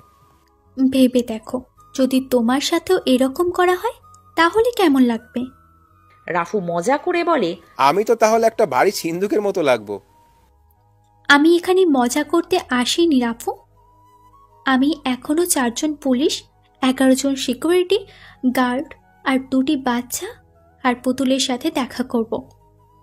প্লিজ, আপনি এত চিন্তিত হবেন না, ধৈর্য ধরুন। হ্যাঁ, কিন্তু তুমি একটু বেশি সময় লাগাচ্ছ। পুতুলকে নিয়ে আসো এক্ষুনি। পুতুল অর্থাৎ এলিসা রেডি হচ্ছে। আপনি তো জানেন মেয়েরা রেডি হতে কত টাইম লাগায়। এরপর বন্দি পুলিশ কর্মীদের নিয়ে আসা হয়। সেই সময় শান্ত পরিবেশে রাফেল শুনতে পায় টাকা ছাপানোর শব্দ। সে তখন বুঝতে পারে তাদের বোকা বানানো হচ্ছে ওই গুলির শব্দ। তাকে ব্যাংকের ভিতরে ডেকে আনা এই সবটাই নাটক, শুধু সময় কাটানোর জন্য, যাতে আরও বেশি নোট ছাপা যায়। প্রফেসরের বাড়িতে চুরির ট্রেনিং চলাকালীন প্রফেসর বলেছিল, আমরা আসলে চুরি করব না, না কারো থেকে কিছু কেড়ে নেব, আমরা শুধু সময় চুরি করব পুলিশদের দিকে। এটা জানার পর তারা কিছু করতে পারবে না, কারণ কাউকে আঘাত না করেই বন্দীদের বের করে আনা তাদের দায়িত্ব। এদিকে মনিকাকে যেখানে রাখা হয়েছিল ওখানে রায়ান এসে মনিকাকে পট্টি পরিয়ে দিচ্ছিল। তারপরে বলল, তোমার পায়ে পট্টি পরিয়ে দিয়েছে আর তোমার লাগবে না কেমন? মনিকা আর রায়ানের কথা শুনে আর্ত বলল, তুমি কি ডক্টর হয়ে গেছো নাকি? আমার কথার মানে হাতটা পরিষ্কার করে তো বাঁধতে পারতে। একদম ঠিক বলছিস। আর তো দেখবি, তোকে লাগাবো কানের তলে একটা, তারপরে বুঝবি হাত পরিষ্কার আছে কি নেই। মনিকা বলল, আমার মাথা ঘুরছে, ভাবছি সেইখানে ছিলাম, ওইখানে গিয়ে একটু আরাম করি। নিয়ে যাওয়া যাবে ওখানে? রায়ান বলল, হ্যাঁ, যাওয়া যাবে। মনিকাকে কোলে নিয়ে বেরিয়ে গেল রায়ান যাবার পরেই আর্ত এলিসা অর্থাৎ পুতুলের কাছে একটু দৌড়ে গেল, গিয়ে আবার বলতে লাগলো, আমার কথা শোনো, তুমি না বলো না তোমাকে এটা করতে হবে আমাদের সবার জন্য। তোমার সব বন্ধুরা তোমাকে রাগায়, কেউ আর রাগাতে পারবে না। তুমি কি করে জানলে? তুমি কি ভাবলে আমি জানি না? আমি দেখেছি, ওরা মজা উড়ায় তোমার পিছনে পেছনে। সব কিছু তোমার উপরে আছে। ভগবান তার হেল্প করে যে নিজে সেটা করতে চায়, আর তোমাকে তোমার নিজের হেল্প করতে হবে। এদিকে রাফেলের কাছে আরও একটি বন্দি আসে এবং রাফেল আবার জিজ্ঞাসা করে, তুমি ঠিক আছো? বাকি বন্দীদের মতো সেই বন্দিটিও বলল ঠিক আছে সে, আর উত্তর দেওয়ার পরে তাকে নিয়ে চলে গেল। তারপর রাফেল বলল, সবার সাথে কথা বলা হয়ে গেছে, এবার এলিসাকে নিয়ে আসো। রাফেলের কথা শুনে সামনে থাকা জেসিকো তার দিকে এগিয়ে গিয়ে বলে, যদি না নিয়ে আসি তাহলে কি? রাফু বসা থেকে দাঁড়িয়ে বলল, দুটি সুন্দরী মহিলা যদি একে অপরের জামা ধরে তাহলে ভালো লাগবে না। সবাই হাসতে থাকে। রাফেল তার কথা শেষ করতে না দিয়ে বলল, দেখো, আমি যতক্ষণ এসেছি ততক্ষণ তোমরা মজা করেই যাচ্ছ, কিন্তু আমি তো জানি আমি এমন একজন মানুষের সাথে কথা বলছি যার জীবনে বেঁচে থাকার সময়টাই কম, আর হয়তো 1 থেকে 2 বছর। রাফেলের কথা শুনে সবাই অবাক হয়ে যায়।